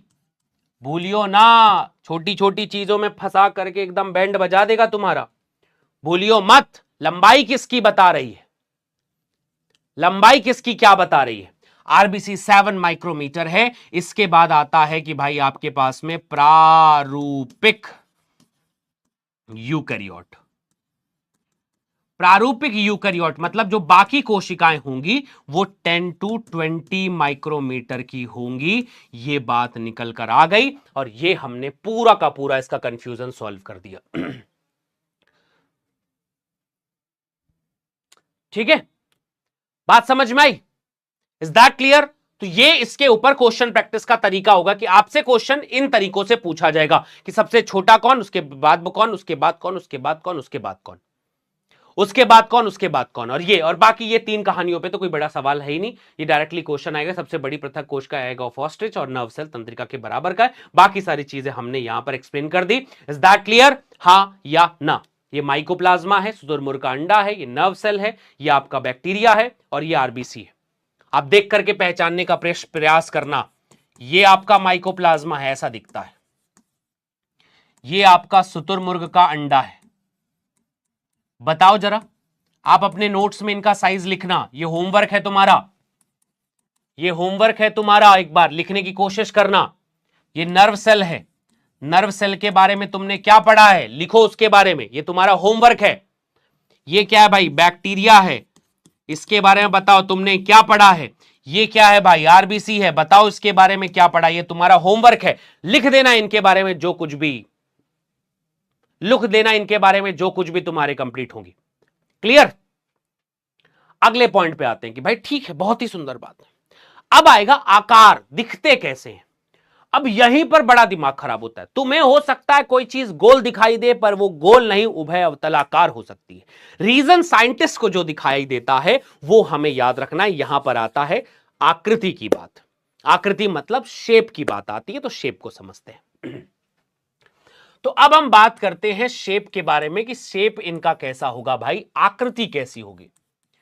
तो एनसीईआरटी 4-5 चीजों की आकृति के विषय में बात करता है। नर्व कोशिका हो गया, आरबीसी की कोशिका हो गई, डब्ल्यूबीसी हो गई, उसके बाद आपके पास ट्रैकिड हो गया, इसके बाद आपका मीजोफिल हो गया। इनके बारे में क्वेश्चन पूछा जाता है, तो ध्यान से सुनना, बहुत मन लगा करके याद रखना कि इस दुनिया में based on function, based on shape of cell, हो सकता है कोई डिस्क लाइक हो, डिस्क जैसा हो, कोई षटकोणी हो, कोई कॉलमनर कॉलम जैसा हो, कोई क्यूबोइडल हो, थ्रेड लाइक, इररेगुलर, दुनिया भर की अलग अलग प्रकार की शारीरिक संरचना इनके पास में हो सकती है। बोले बहुत ही अच्छी बात है। बोले अच्छा अच्छा, कुछ बताओ जरा किसके किसके बारे में है। तो एनसीईआरटी यहां पर लिखती है, मैं भी आपको बताता हूं। जैसे अगर आपसे कोई पूछे कि आरबीसी के बारे में बताओ, आरबीसी का साइज बताओ, इसके बाद क्वेश्चन पूछा जाएगा डब्ल्यूबीसी का साइज बताओ, इसके बाद आपसे पूछ दिया जाए मान लो स्तंभाकार उपकला के बारे में पूछ दिया जाए, इसके बाद एक और क्वेश्चन पूछा जाता है पर्ण मध्योतक के बारे में। बोले अच्छा, इसके बाद आपसे क्वेश्चन पूछा जाता है ट्रैकिड यानी वाहिनी के बारे में, एक और क्वेश्चन पूछा जाता है न्यूरॉन के बारे में। ये एनसीईआरटी ने लिख रखा है, आप इनको एक एक करके रीड कर लो। जैसे अगर आपसे आरबीसी के बारे में बोला जाएगा तो इसको कहते हैं वलय, गोल एवं उभय उभय अवतलाकार। आप ये शब्द को ध्यान देना कि अवतला की जगह कई बार उत्तला लिख देता है और बच्चे कंफ्यूज हो जाते हैं, बच्चे कंफ्यूज हो जाते हैं। अवतल की जगह उत्तल लिख देता है और बच्चे को कंफ्यूज कर देता है। डब्ल्यूबीसी व्हाइट ब्लड सेल्स के बारे में कहा जाता है कि इसका आकृति अमीबी है, अमीबी आकृति। बोले हैं एक मिनट, अमीबी आकृति, अमीबा कौन सा आकृति का होता है जी? तो पता चला कि अमीबा कौन सा आकृति का होता है। बोला नहीं, अमीबा का तो कोई आकार फिक्स ही नहीं है। ये क्या बताना चाह रहे हो? तो असल में ये कहना चाह रहा है कि इर्रेगुलर है, इर्रेगुलर है ये, मतलब ये है अनियमित, पता ही नहीं है इसको कैसा साइज का, दुनिया भर के अलग अलग शेप का साइज का हो सकता है, अनियमित। समझे? ये है एनसीईआरटी का निचोड़। एनसीईआरटी अमीबी लिखा है, उसको भी सोच समझ के लिखा रहता है। जो ऐसा ही वैसा होगा वैसा नहीं बना पाएगा, जो डिटेल में पड़ेगा वही बना पाएगा। स्तंभाकार उपकला जो होती है ये दीर्घीकृत लंबी होगी, लंबी होती है दीर्घीकृत। ठीक है, ये क्वेश्चन आ जाएगा इनके ऊपर कि भैया लंबी सी कोशिका है, ऐसी ऐसी है, और इनके पास सबसे इंपॉर्टेंट बात है इनका आधारीय केंद्रक, इनके केंद्रक आधार में होते हैं। ठीक, पर्ण मध्योतक जो है वो गोल है, गोल हो सकता है। ट्रैकिड वाहिनी जो होती है इलोंगेटेड, दीर्घीकृत,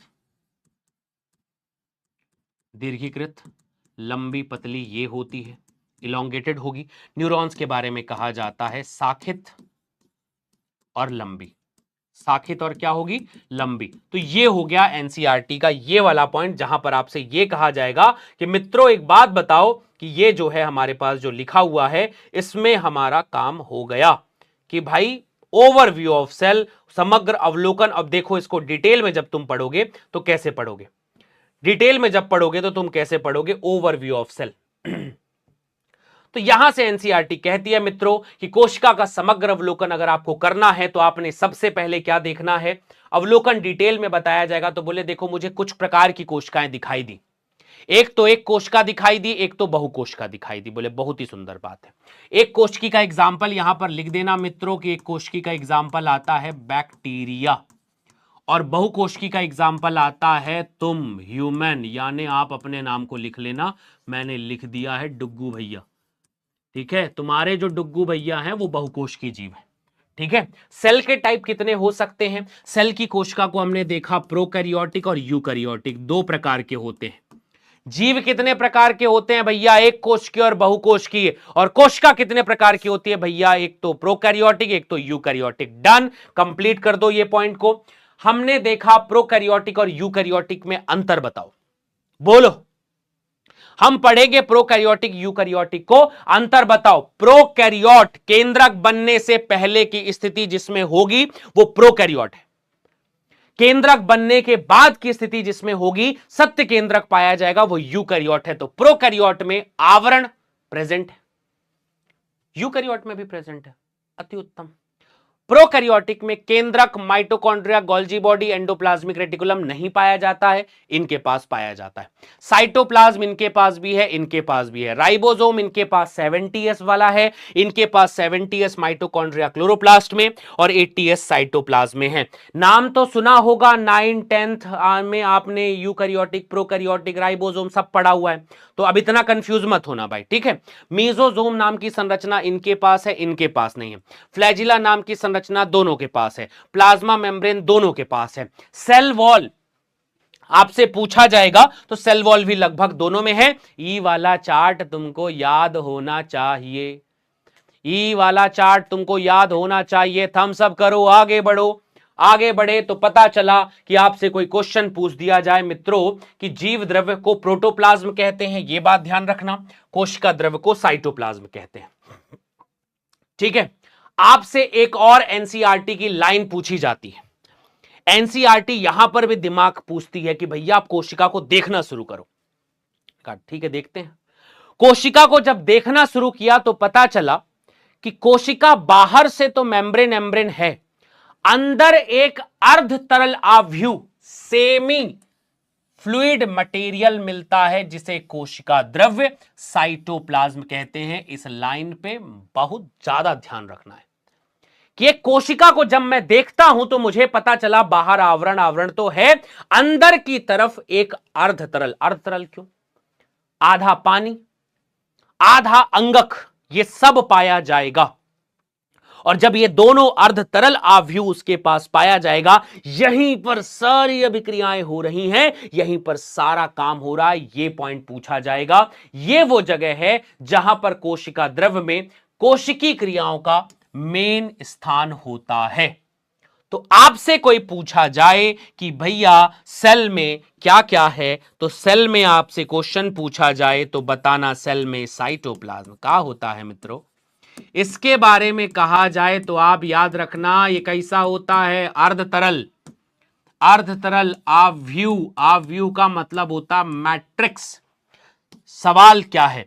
कोशिकीय गतिविधियों का स्थान, कोशिकीय जितनी भी गतिविधियां हैं, कोशिकीय क्रियाओं का स्थान, ये दो बातें आपको साइटोप्लाज्म के बारे में ध्यान रखनी है और ये आपका पॉइंट बन जाएगा कि तुम देखो यूकैरियोटिक,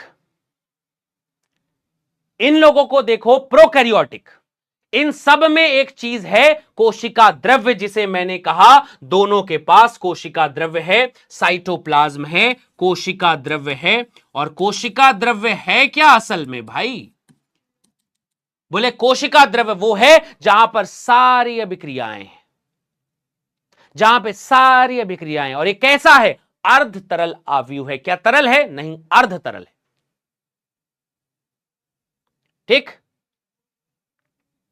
ठीक है, पक्की बात। उसी को द्वि अवतल और उभय अवतल एक ही चीज है, दोनों अवतल दोनों तरफ रहते हैं। फिर ये ओवरव्यू आपको मैंने आपको यहां पर बता दी, आप इसे यहां पर लिख लेना।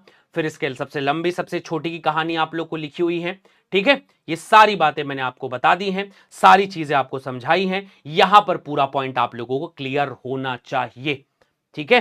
पूरी चीजें एकदम क्लियर होनी चाहिए। मन लगा करके एनसीईआरटी के पूरे पॉइंट्स को बनाओ, पूरी कहानियों को बनाओ, पूरा पॉइंट डिस्क्राइब करो। और ये हो गया उसका शेप साइज। परिपक्व आरबीसी में केंद्रक एब्सेंट होता है, आरबीसी है गोल है और द्वि अवतलाकार है, उसी को उभय अवतलाकार कहते हैं, राउंड और बाइकॉनकेव। डब्ल्यूबीसी अमीबीकृत आकृति का है, नॉट फिक्स्ड, इसका आकृति फिक्स नहीं है, अनियमित आकृति का है, बनेगा। इसके बाद स्तंभा उपकलाकार के बारे में, लंबी और दीर्घीकृत सक्रिय है, लॉन्ग और नैरो है। लॉन्ग नैरो के बाद इनके बीच का ये जो भाग है इसे आधारीय केंद्रक कहते हैं। स्पेशल पॉइंट जरूर लिख लेना, इनका केंद्रक आधार में होता है। इसके बारे में स्पेशल पॉइंट है कि केंद्रक इनके पास एब्सेंट होता है। अगले पॉइंट पे पहुंचे, ठीक है, उसके बाद अगले पॉइंट पे पहुंचे तो ये सिग्नल को ब्रेन में लाता है। ब्रांच्ड और लॉन्ग है, लंबा है और शाखित है तंत्रिका कोशिका। ट्रैकेड वाहिनिका दीर्घीकृत होती है, पानी का ट्रांसपोर्ट करती है, ये इसकी तारीफ है। इसके अलावा हरित लवक क्लोरोप्लास्ट जो प्रेजेंट है वो किसमें है भैया? पर्ण मध्योदकी मीजोफिल कोशिका पत्ती में पाई जाती है और इनके पास हरित लवक है, क्लोरोप्लास्ट प्रेजेंट है। ये हो गया इनके आकृति की कहानी, ये हो गई इनकी आकृति की कहानी कि एनसीईआरटी में मैंने ये चीज लिखी है, आपको ये पॉइंट डिस्क्राइब कर लेना है कि भैया मेरे ये है वो पॉइंट, ये है वो कहानी जहां पर ध्यान रखना है कि वाहिनिका जो है ट्रैकेड में, वाहिनिका के पास भी केंद्रक एब्सेंट होता है और आकार इलोंगेटेड दीर्घीकृत होता है। ये सारी कहानी विथ एक्स्ट्रा पॉइंट आपको मैंने समझा दी है। तो ये वो सारे पॉइंट रहे, ये वो सारी कहानियां रहीं जो आपको मन लगाकर ध्यान रखना है कि मित्रों हमें ये बन जाए, हमें ये बन जाए। ये दोनों पॉइंट आप देखो, ये है एनसीईआरटी का मजा, ये है एनसीईआरटी का मजा। इसको देखने के बाद तुम्हें लगेगा वाह क्या बता दिया हमने। आकृति को देखने आए थे, आरबीसी को पढ़ा तो पता चला कि परिपक्व आरबीसी में केंद्रक और सभी अंगक एब्सेंट है। कैसा दिखता है? गोल और द्विअवतल। कई जगह इसी को उभय अवतल और द्विअवतल एक ही चीज है। ठीक, जल्दी बोलो मित्रों। WBC नॉट फिक्स्ड अमीबी आकृति का है, पता ही नहीं है कि कैसा है। स्तंभाकार उपकला कोशिका लंबी और सक्रिय है। ये कहां पाई जाती है? आहार नाल में पाई जाती है। देखो भैया एकदम डिटेल मजेदार नोट्स आज आपको मैं दे रहा हूं। कोशिका के रूप में विविधता कार्य के आधार पर होती है। आपसे ये पूछा जाएगा कि भैया एनसीईआरटी की एक लाइन है, कोशिका आकार इतना अलग अलग क्यों है? ये एनसीईआरटी की लाइन में आपसे क्वेश्चन पूछा जा सकता है कि कोशिका जो है, ये पॉइंट को देखो ध्यान से, कि कोशिका का इतना आकार अलग अलग है, क्यों आकार अलग अलग है? बोलना इनका आकार अलग इसलिए है क्योंकि इनके पास काम अलग अलग है। सबका काम अलग, सबका काम अलग, सबके कार्य अलग, सबके कार्य अलग, सबकी संरचना अलग। समझे बात को? अगले पॉइंट पे आपसे पूछा न्यूरॉन्स के बारे में। अब न्यूरॉन्स के बारे में क्या पढ़ना है कि भैया न्यूरॉन काम क्या है बताओ इसका? इसका काम है भैया सिग्नल ले जाना। आरबीसी का काम क्या है? ऑक्सीजन कार्बन डाइऑक्साइड ट्रांसपोर्ट करना, इसलिए इसके पास केंद्रक नहीं होता। जो भी विनिमय करेगा, ये क्वेश्चन पूछा जाएगा तुमसे। अब यहां पर क्रॉस करके क्वेश्चन आपसे कभी कोई क्वेश्चन बना दे कि बताओ मैंने तुम्हें दो चीजों के लिए कहा, एक तो वाहिनिका के लिए और एक तो मैंने कह दिया आरबीसी के लिए। आरबीसी में केंद्रक नहीं पाया जाता, केंद्रक न्यूक्लियस जो है इनके पास एब्सेंट है। बोले क्यों? रीजन यही तो तुम्हें काम करना है, यही तो तुम्हारी एनसीईआरटी की कहानियां हैं और यही तो तुम्हारा डिटेल कॉन्सेप्ट है। भैया वाहिनिका जो है ये वाटर ट्रांसपोर्ट करता है, ये वाटर ट्रांसपोर्ट करता है। आरबीसी मित्रों ऑक्सीजन कार्बन डाइऑक्साइड ट्रांसपोर्ट करेगा, तो जो लोग ट्रांसपोर्ट करेंगे उनके रास्ते में पहले से ही भरा हुआ रहेगा, तो कैसे ट्रांसपोर्ट होगा? तो खोखला चाहिए, खोखला चाहिए, खोखला। ये कोशिका जो हमने ये बनाई है और ये जो आरबीसी है खोखली चाहिए, तब तो इसके अंदर भरपूर पानी ऐसा भरेगा, तब तो इसके अंदर ऐसा पानी भरा रहेगा, केंद्रक भरा रहेगा, तो कैसे चलेगा?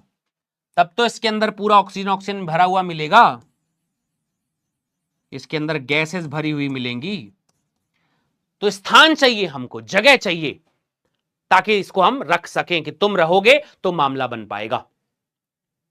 तुम रहोगे तो मामला बन पाएगा। और इस तरीके से ये पॉइंट यहां पर क्लियर होता है। कमेंट सेक्शन पे जल्दी बताइए कि यहां तक बातें पूरी तरह से क्लियर है मेरे बच्चों। जल्दी जल्दी जल्दी जल्दी जल्दी बताइए, फिर आगे की तरफ में बढ़ा जाए और समझा जाए कि कौन कब कहां कैसे अगले पॉइंट पे आते हैं हम लोग। फिर अरे बोलो मित्रों, जल्दी बोलो। ये पूरी कहानी आप लोगों को डिटेल में, कॉन्सेप्ट में लिख लिख कर, बढ़ा बढ़ा कर, समझा समझा कर मैंने हर चीज आप लोगों तक पहुंचा दी।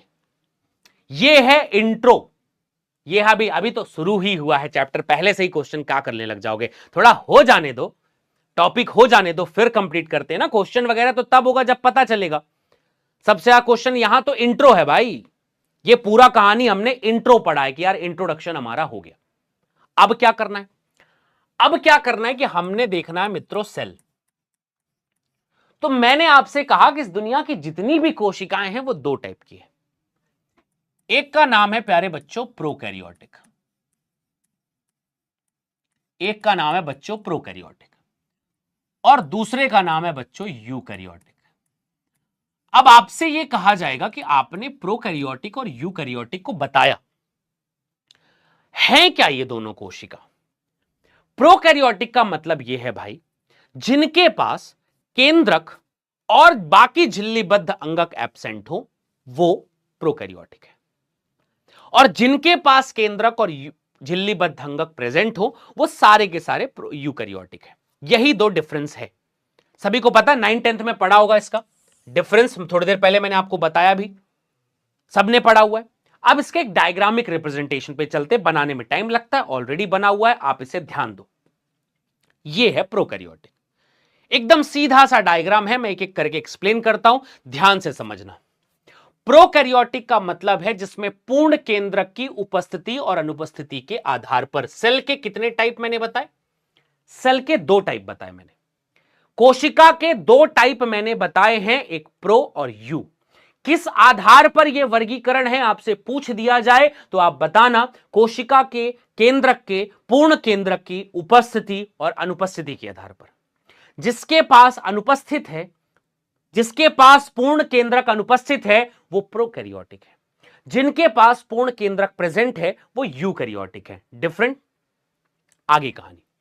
प्रोकैरियोटिक का मतलब, प्रो का मतलब होता है पूर्ववर्ती, दिख रहा है पॉइंट?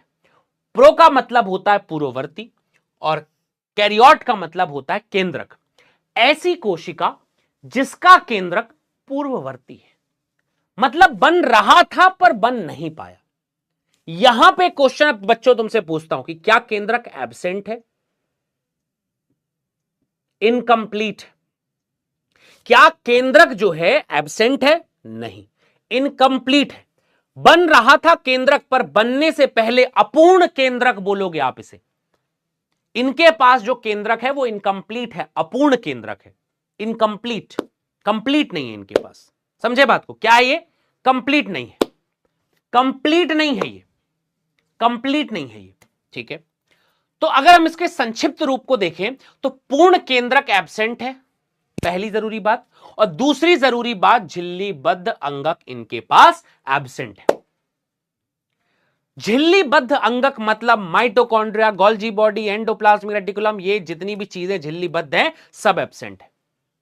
ठीक है, अब झिल्लीबद्ध एब्सेंट है तो बोले यार अब थोड़ा बहुत बताओ, डायग्राम में देखना है, अवलोकन करना है। आओ देखो इसको। मैंने देखा सबसे पहले बाहर की तरफ एक आवरण है जिसका नाम है कोशिका भित्ति, सेल वॉल। उसके अंदर जो संरचना देखी उसका नाम था प्लाज्मा मेम्ब्रेन। ध्यान से देखिएगा बच्चे, ध्यान से देखिएगा, मेरी बात समझ में आई? ध्यान से देखना इसमें कि सबसे पहली कहानी, बाहर एक झिल्ली दिखाई दे रही, देख रही हो यहां पर, देख रहे हो मित्रों, व्हाइट कलर की झिल्ली ये वाली, उसके अंदर प्लाज्मा झिल्ली भी दिख रही है। अब प्लाज्मा झिल्ली पे फोकस करना कि ये जो प्लाज्मा झिल्ली है मित्रों, ये कुछ जगह अंदर की तरफ ऐसे फोल्ड हो रही है और कुछ जगह बाहर की तरफ ऐसे निकली हुई है। गौर से फरमाइए मित्रों, जब ये अंदर की तरफ फोल्ड हो रही है तो एक जगह ये तीन टाइप का फोल्ड हुई है। इन तीनों संरचनाओं को हम मीजोजोम कहते हैं। क्या कहते हैं हम इसको? मीजोजोम। ये ग्रीन, ये अलग कलर का। एक जगह और फोल्ड हुआ है जिसका नाम है क्रोमेटोफोर। ये सारी संरचनाओं के बारे में हमें जानना है अभी, पर अभी सिर्फ डायग्राम। बाहर कोशिका भित्ति दिखी, थम्स अप कर दो। अंदर प्लाज्मा मेम्ब्रेन दिखी, समझ में आई बात यहां पर।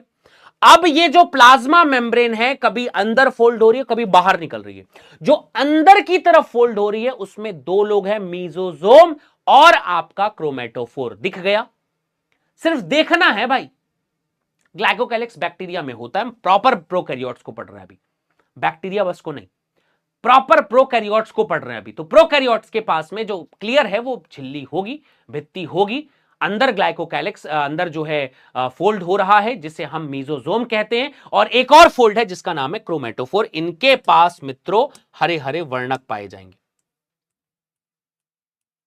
बाहर की तरफ में भी जा रहा है, तो जो बाहर की तरफ सबसे बड़ा है उसका नाम फ्लैजिला, उससे छोटा जिसका नाम है रोम, उससे छोटा जिसका नाम है पिलाई।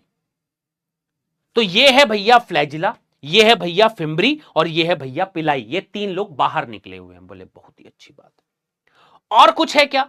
छोटी छोटी जगह पे कहीं पे राइबोसोम भी तुम्हें दिख रहा है, 70S वाला। कहीं कहीं पर तुम्हें केंद्रकाभ न्यूक्लियोइड जीनोफोर भी दिख रहा है, साइटोप्लाज्म भी दिख रहा है, एक जगह प्लाज्मिड दिख रहा है। इतनी संरचनाएं बस देखना है, दैट्स ऑल। ज्यादा डिटेल पे नहीं जाना मित्रों, ज्यादा डिटेल पे नहीं जाने का मित्रों। बस इतना जानना है कि हमारे पास प्रोकैरियोटिक में क्या क्या चीज दिखाई देगी। बाहर एक और परत होती है पर वो प्रोकैरियोट में सभी में नहीं पाई जाती, इसलिए ग्लाइकोकैलिक्स अभी हम नहीं बता रहे। ग्लाइकोकैलिक्स जिसके पास है वो एक अलग कहानी, वो बैक्टीरिया को अलग पढ़ेंगे। It's all about prokaryotic, it's all about prokaryotic. बस प्रोकैरियोटिक में बाहर कोशिका भित्ति है, अंदर प्लाज्मा मेम्ब्रेन, प्लाज्मा मेम्ब्रेन अंदर की तरफ फोल्ड बनाता है, बाहर की तरफ फोल्ड बनाता है। अंदर की तरफ फोल्ड बनाएगा मित्रों तो क्या बनाएगा? अंदर की तरफ फोल्ड बनाएगा तो क्या बनाएगा? अंदर की तरफ फोल्ड बनाएगा तो आपका मीजोजोम और क्रोमेटोफोर। बाहर की तरफ फ्लैजिला, फिम्बरी और पिलाई। और क्या है? एक प्लाज्मिड है, एक जो है आपका न्यूक्लियोइड है, कोशिका द्रव्य है और राइबोसोम है। That's all. खत्म मित्रों, खत्म। वापस आ जाओ, यूकैरियोट्स पे आओ कि यू कौन है। यूकैरियोटिक भी बहुत सारे टाइप के हैं, पर एक कॉमन डायग्राम अगर हम बनाए तो इनके पास सत्य केंद्रक है, इनके पास सत्य केंद्रक है, एकदम कंप्लीट। सत्य का मतलब कंप्लीट प्रेजेंट है। झिल्लीबद्ध अंगक भी तुमको दिख रहे हैं क्या? इन दोनों चीजों को बस देखो, बाकी सब छोड़ो, बाकी तुम छोड़ दो। बाकी बस इतना देखो कि तुम्हें केंद्रक अपूर्ण और पूर्ण दिखाई दिया कि नहीं दिखाई दिया। तुम्हें झिल्लीबद्ध अंगक दिखाई दिए कि नहीं देखते? पूछता है डुग्गू भैया, जल्दी बोलो, दिखा कि नहीं? यूकैरियोटिक में जब मित्रों तुमने देखा तो यूकैरियोटिक में क्या देखा कि भैया मेरे पास सत्य केंद्रक है बीच में। माइटोकॉन्ड्रिया, क्लोरोप्लास्ट, राइबोसोम, ये सब दिख रहा है मुझे। बस ये देखो, यहां पर कोशिका द्रव्य है, केंद्रक झिल्ली है, केंद्रक छिद्र है, डीएनए है, अंतःप्रद्रवी जालिका है, राइबोसोम है, प्लाज्मा झिल्ली है, कोशिका भित्ति भी है। मैंने देखो जैसे जंतुओं में नहीं होती, बट फिर भी मैंने बना दिया, कॉमनली होती है। डन।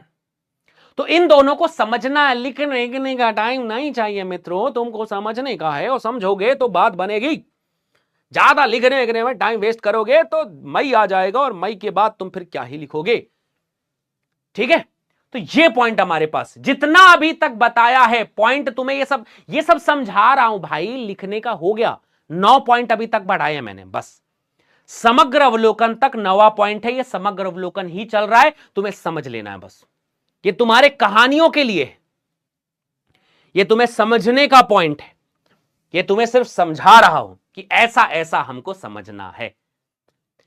तुम्हें ज्यादा डिटेल काई को जाता रे बच्चा लोग, तुम इतना देखो बस कि कहां पे तुम्हें झिल्लीबद्ध अंगक दिखा कि नहीं, तुम्हें केंद्रक दिखा कि नहीं।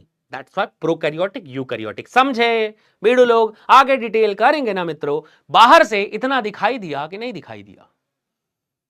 यूकैरियोट्स में तुम्हें कहीं पर क्लोरोप्लास्ट, कहीं पर माइटोकॉन्ड्रिया, कहीं पर एंडोप्लाज्मिक रेटिकुलम, कहीं पर गोल्जी बॉडी दिख रहा है कि नहीं दिख रहा? दिख रहा है। यूकैरियोट्स में है, प्रोकैरियोट्स में नहीं दिखेगा। दैट्स ऑल, खत्म। इतनी ही बातें दिमाग में डालनी है, इससे ज्यादा कुछ नहीं, इससे ज्यादा कुछ नहीं, ज्यादा डिटेल नहीं जाने का, बस इतना क्लियर। तो डन, फटाफट टिक कर दो, एक बार कह दो yes sir we got it. अब हम यहां से बैक्टीरिया पढ़ने वाले हैं। अब हम यहां से बैक्टीरिया पढ़ने वाले हैं और आपसे कुछ क्वेश्चन भी मैं आपको दूंगा। ऐसी कोई संरचना बताओ जो तुम्हें यू एंड प्रो दोनों पे दिखी थी, बताओ, बोलो ऐसी कोई संरचना जो यू और प्रो दोनों में मिली। अब ये पक्की बात है, झिल्लीबद्ध अंगक प्रो में नहीं होता, यू में होता है। केंद्रक प्रो में नहीं होता, यू में होता है। पर कुछ संरचनाएं ऐसी हैं जो यू और प्रो दोनों में दिखी, बताओ मुझे फटाक से। ये तुम्हारा क्वेश्चन है प्लाज्मा मेम्ब्रेन मित्रों। ये तुम्हें मूल रूप से दोनों में समान भी होता है।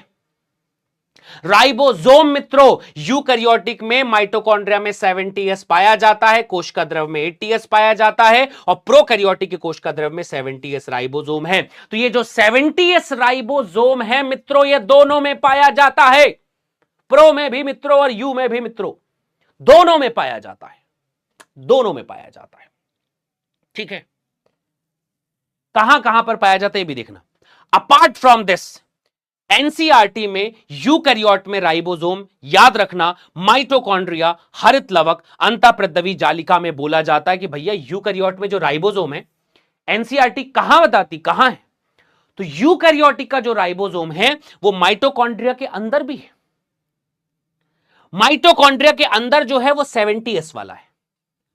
यूकैरियोटिक के हरित लवक में अंदर जो है वो 70S है। लेकिन जो अंतःप्रद्रवी जालिका लिखी हुई है एनसीईआरटी ने, वो बाहर की ओर होगा और 80S है। इसे साइटोप्लाज्म में भी कहा जाता है। अब यहां पे माथा फटकता है, यहां पे माथा फटकता, बोले क्या बता रहे हैं? तुमसे पूछे कि यूकैरियोटिक कोशिका में राइबोसोम पाया जाता है, बोले हां पाया जाता है। पाया जाता है, बोले हां पाया जाता है। कहां पाया जाता है? बोले एक तो साइटोप्लाज्म में होता है। साइटोप्लाज्म वाला कौन सा है? 80S ribosome. बोले और कहीं पाया जाता है? बोले हां, माइटोकॉन्ड्रिया और हरित लवक यानी क्लोरोप्लास्ट में, उसमें कौन सा पाया जाता है? 70S। अब ये दो तो हमको समझ में आ गया, पर एनसीईआरटी में एक जगह लिखा हुआ है कि ये अंतःप्रद्रवी जालिका में भी पाया जाता है। अब यहीं पर माथा सरक जाता है। अगर कभी ऑप्शन पे आ जाए तुम्हारे पास कि क्या अंतःप्रद्रवी जालिका में पाया जाता है, तो बोलना अंतःप्रद्रवी जालिका कौन से अंगक में? अंगक में बोले तो हरित लवक और माइटोकॉन्ड्रिया। ध्यान से सुनना, नहीं तो दिमाग खराब हो जाएगा तुम्हारा बाद में। अंगक में बोले अंदर, तो माइटोकॉन्ड्रिया और हरित लवक। अंतःप्रद्रवी जालिका एंडोप्लाज्मिक रेटिकुलम के बाहर पाया जाता है।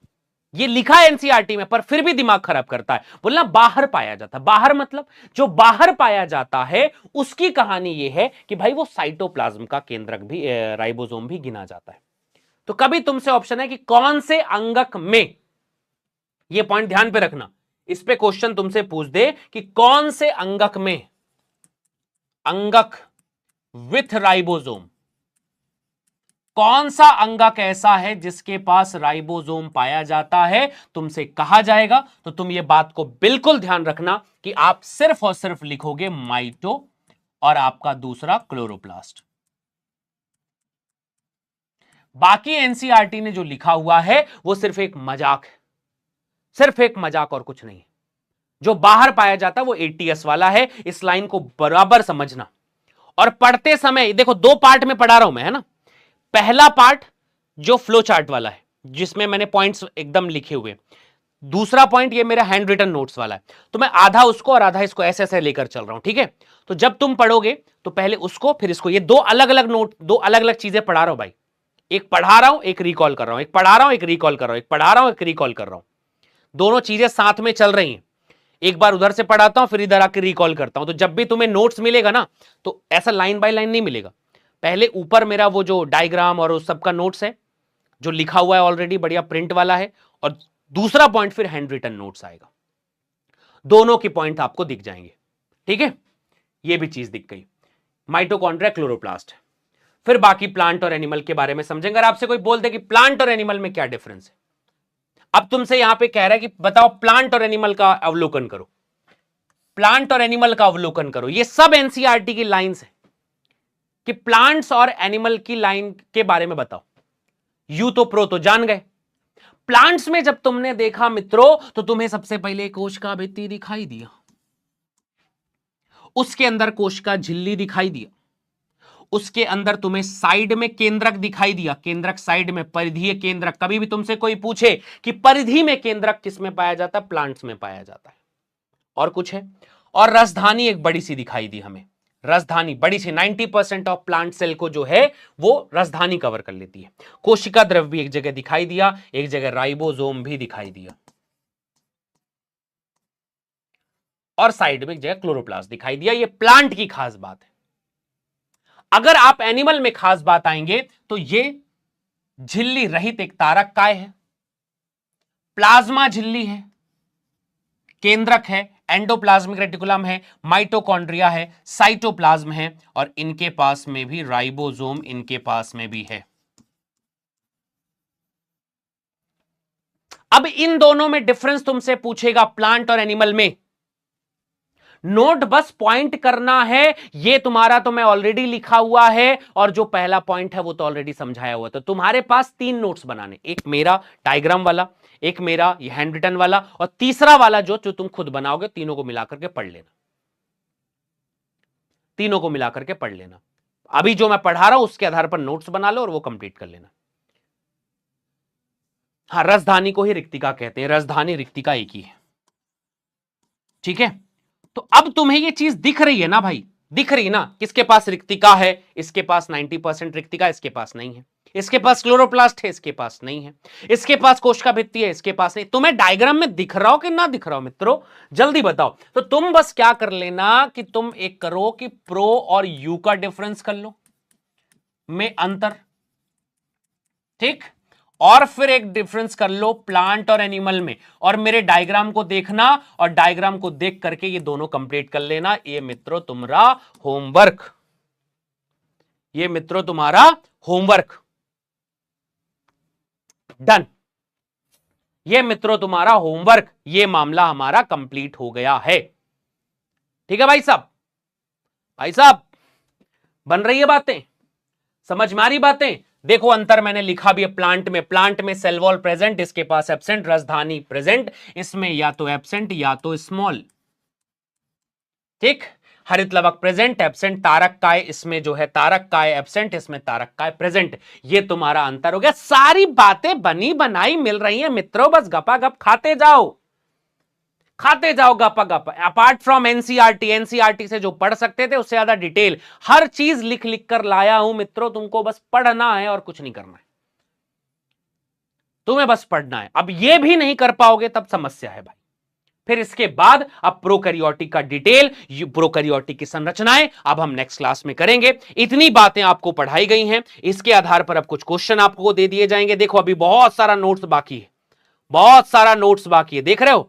ये सब तुम्हारे लिए गोदागादी कर करके लाया हूं, आप ये ध्यान से रखना। अब हमारे ब्रह्मास्त्र विद डुग्गू भैया, फिर होमवर्क भी दिया जाएगा और कहानी है। कैसी लगी मेरी क्लास? देखो भाई, अगर तुम थोड़ी भी मेहनत नहीं करना चाहते हो, तुम्हें चाहता है कि तुम आंखें बंद कर रहे हो, सोए रहो और तुम्हारे मुंह में मैं रसगुल्ले लाके डाल दूं, तो थोड़ा तो बुरी लगी होगी, तो नहीं समझ में आया होगा। पर अगर थोड़ा भी ध्यान लगाकर तुमने पढ़ने की कोशिश की, थोड़ा मेहनत करने की कोशिश की, तो समझ में आएगा। पढ़ना सिर्फ उतना ही है जो मैंने तुम्हें लिख कर समझाया है, ये सब तुम्हें डिटेल करने के लिए है। अगर समझ में आई हो तो प्यारा वाला दिल कमेंट सेक्शन पे भेज दीजिए, ठीक है। मजा आया क्या? थोड़ा ध्यान लगाओगे तो मजा आ ही जाएगा। इससे बेस्ट कुछ नहीं हो सकता मित्रों, ये लिख के ले लो, इससे बेस्ट कुछ नहीं हो सकता। बेस्ट मींस अब यही है कि बच्चे मेहनत कर ले, मैं मेहनत तो कर ही रहा हूं, दोनों मिलाकर कर लेंगे, सिलेक्शन डन हो जाएगा। और तुम उठा के देख लेना यार ये नोट्स, भाई हिंदी मीडियम का कंटेंट बोलते हैं मित्रों इसको, तुम चिंता मत करो। मन लगाकर अपने 9 साल का निचोड़ तुम्हारे सामने लाकर रख दिया है मैंने, ठीक है। चलो फिर एक क्वेश्चन बनाते हैं, अब तुम्हें पसंद आ ही गया तो। प्रोकैरियोट्स में माइटोकॉन्ड्रिया एब्सेंट है, प्रोकैरियोट्स में मेसोसोम उपस्थित है जो श्वसन में सहायक होता है। थोड़ी बात पढ़ी है, थोड़ी बहुत नहीं पढ़ी है, आया समझ में? मजा आया क्या? आया ना मजा? सवालों का जवाब दीजिए यहां पर। पहला सवाल आप स्क्रीन में, प्रोकैरियोट्स में माइटोकॉन्ड्रिया उपस्थित है, एब्सेंट। प्रोकैरियोट में मेसोसोम उपस्थित होते हैं, श्वसन में सहायक होते हैं। पहला कथन, दोनों कथन दोनों सही हैं। दूसरा एक क्वेश्चन आते हैं, अब देखो बताओ इसमें कितने कथन प्रोकैरियोट्स में तुमने देख नहीं पाए गए? हल्का हल्का पढ़ाया है, फिर कुछ क्वेश्चन करके बन जाएगा, फिर कुछ क्वेश्चन करेंगे और क्वेश्चन से डन कर देंगे। प्लाज्मा झिल्ली, राइबोसोम, केंद्रिका, प्रकाश संश्लेषण, श्वसन, अनुवांशिक पदार्थ, कोशिका द्रव्य, प्रोटीन संश्लेषण, कोशिका द्रव्य, कौन सा भाग इनमें से तुम्हारे प्रोकैरियोट्स में नहीं पाया जाता है? मजा आया ना बेडू लोग? एकदम नोट्स का प्रिंट निकालो, एकदम निकालो, बढ़िया से बनाओ। सब कुछ पीडीएफ एप्लीकेशन में मिलेगा, एप्लीकेशन में मित्रों, ठीक है?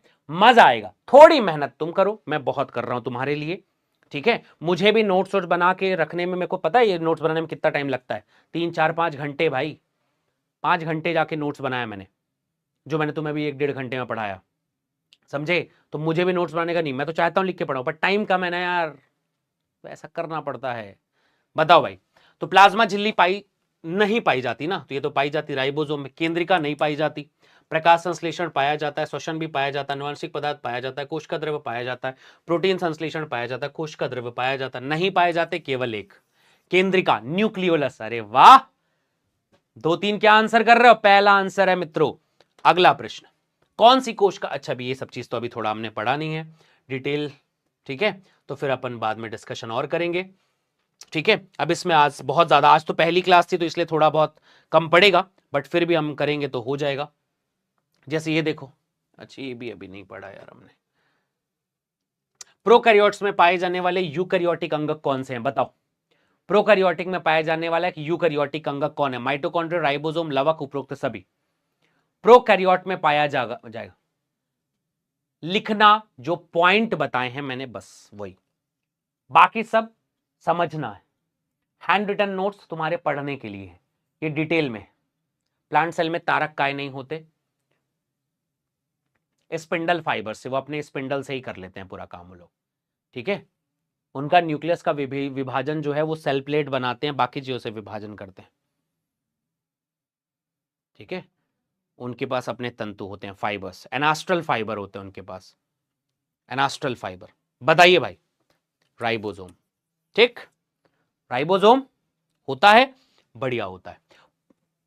बाकी ये सब चीजें भी, अभी बहुत सारा चीज ऊपर नीचे थोड़ा सा है, सोच के हम बहुत सारा चीज आए थे बट हुआ नहीं, ठीक है? अब बताओ ये भी अभी थोड़ा सा भी क्लियर, थोड़ा ऊपर नीचे करेंगे, ठीक है? चलिए फिर तो आज का इतना ही करते हैं, और ये कुछ क्वेश्चन अभी पूरे हैं बट पहली क्लास है तो अब उतना तो हो नहीं पाएगा। जैसे एक क्वेश्चन ये देख लो, ये वाला बताओ, चलो स्तंभ 1 स्तंभ 2 का मिलान करो, बताओ इन दोनों में क्या डिफरेंस है? स्तंभ 1 स्तंभ 2, स्तंभ 1 स्तंभ 2 बताओ कौन सा है? ल्यूवेनहॉक ने क्या बताया था, रॉबर्ट ब्राउन ने क्या बताया, स्लाइडन ने क्या बताया, स्वान ने क्या बताया, इनके ऊपर डिस्कशन करो, बताओ।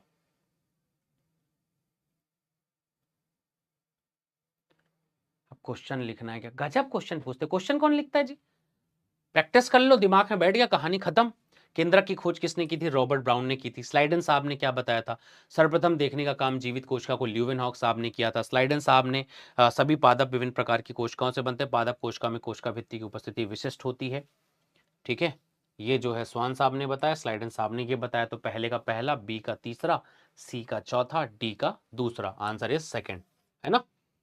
ठीक है? ऐसे बहुत सारे क्वेश्चन, विभिन्न प्रकार की आकृति होती है, उनके बढ़ते हुए आकार के क्रम में व्यवस्थित कीजिए, बढ़ते हुए आकार के क्रम में व्यवस्थित कीजिए कि बढ़ता हुआ आकार इनमें से किसका है?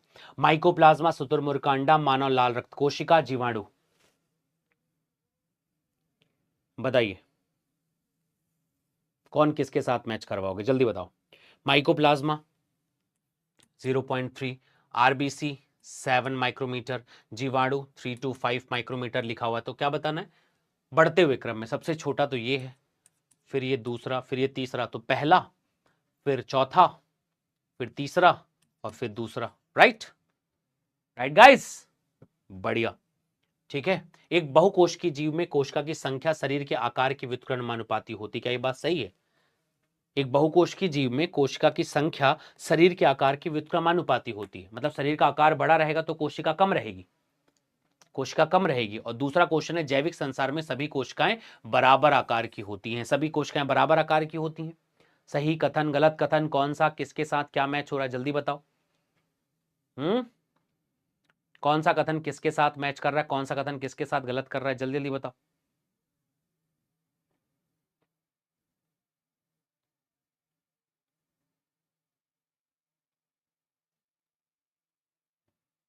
दूसरा क्वेश्चन गलत, पहला भी गलत, दोनों कथन गलत है ना। आकार के विक्रमानुपाती नहीं, समानुपाती होता है। आकार बड़ा तो कोशिका ज्यादा। अब ये ऐसे कुछ क्वेश्चन आते हैं ना बच्चे, जो मतलब थोड़ा जनरल नॉलेज के सवाल है, मतलब दिमाग लगाना और क्वेश्चन बन जाएगा। दिमाग लगाना, ये हर चीज हर जगह नहीं मिलती है, ये आपको बस पढ़ना होता है, ठीक है। बाकी सारी चीज समरी आज की चीज में हमने क्या किया, आज हमने इंट्रो हमने डिस्कशन किया बेटा, ठीक है। हमने डिस्कशन किया इंट्रो को, और इसके बाद डिस्कशन किया है भाई सबसे पहला आज की तो हिस्ट्री को, और हिस्ट्री के बाद हमने एक चीज जो सबसे डिटेल में पढ़ी है वो है समग्र अवलोकन। ये चीज मैक्सिमम बच्चे मिस करते हैं, ये समग्र अवलोकन, कोशिका का समग्र अवलोकन, मैक्सिमम बच्चे इस चीज को मिस कर देते हैं। इसी चीज पे सबसे ज्यादा फोकस करने की जरूरत पड़ती है। अगर आपने ये कर दिया तो मामला पूरी तरह से बन जाता है। होमवर्क नोट कर लीजिए एक बार आप सारे बच्चे।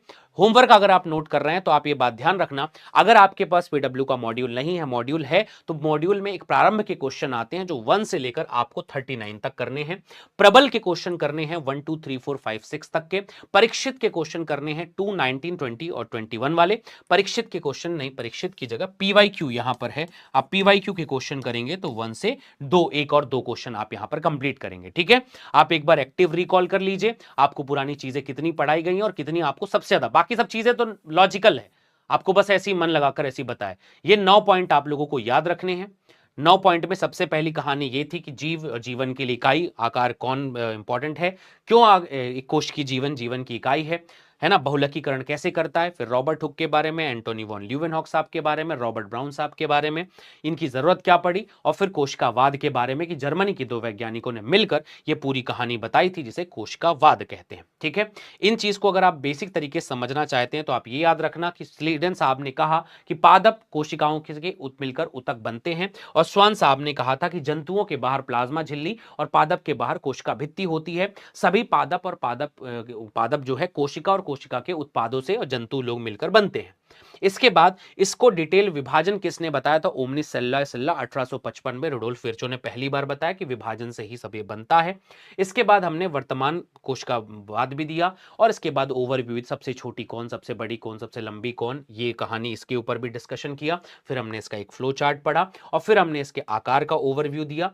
आकार के ओवरव्यू देने के बाद सबसे लंबी छोटी ये सारी चीजें, और नेक्स्ट क्लास में फिर अब हम ये डिस्कशन करेंगे। और इतना पढ़ने के बाद फिर हमने ये यहां पे एनसीईआरटी के ये पूरे पॉइंट भी आपको दिए जाएंगे, आप इनको भी डिस्कशन करेंगे, कुछ क्वेश्चन भी होगा।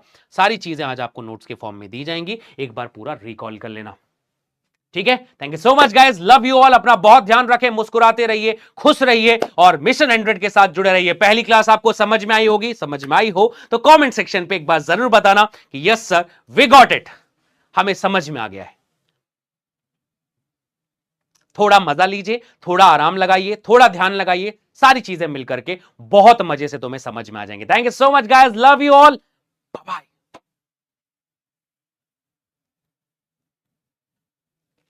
प्रबल क्वेश्चन के सीरीज का नाम है बेटा, हमारी जो वो है ना एप्लीकेशन है, सॉरी मॉड्यूल है, उसमें मॉड्यूल में मिलते हैं सारे क्वेश्चन, सर्च करोगे तो। Bye bye, love you, bye bye, बहुत जल्दी फिर से मिलेंगे आपसे।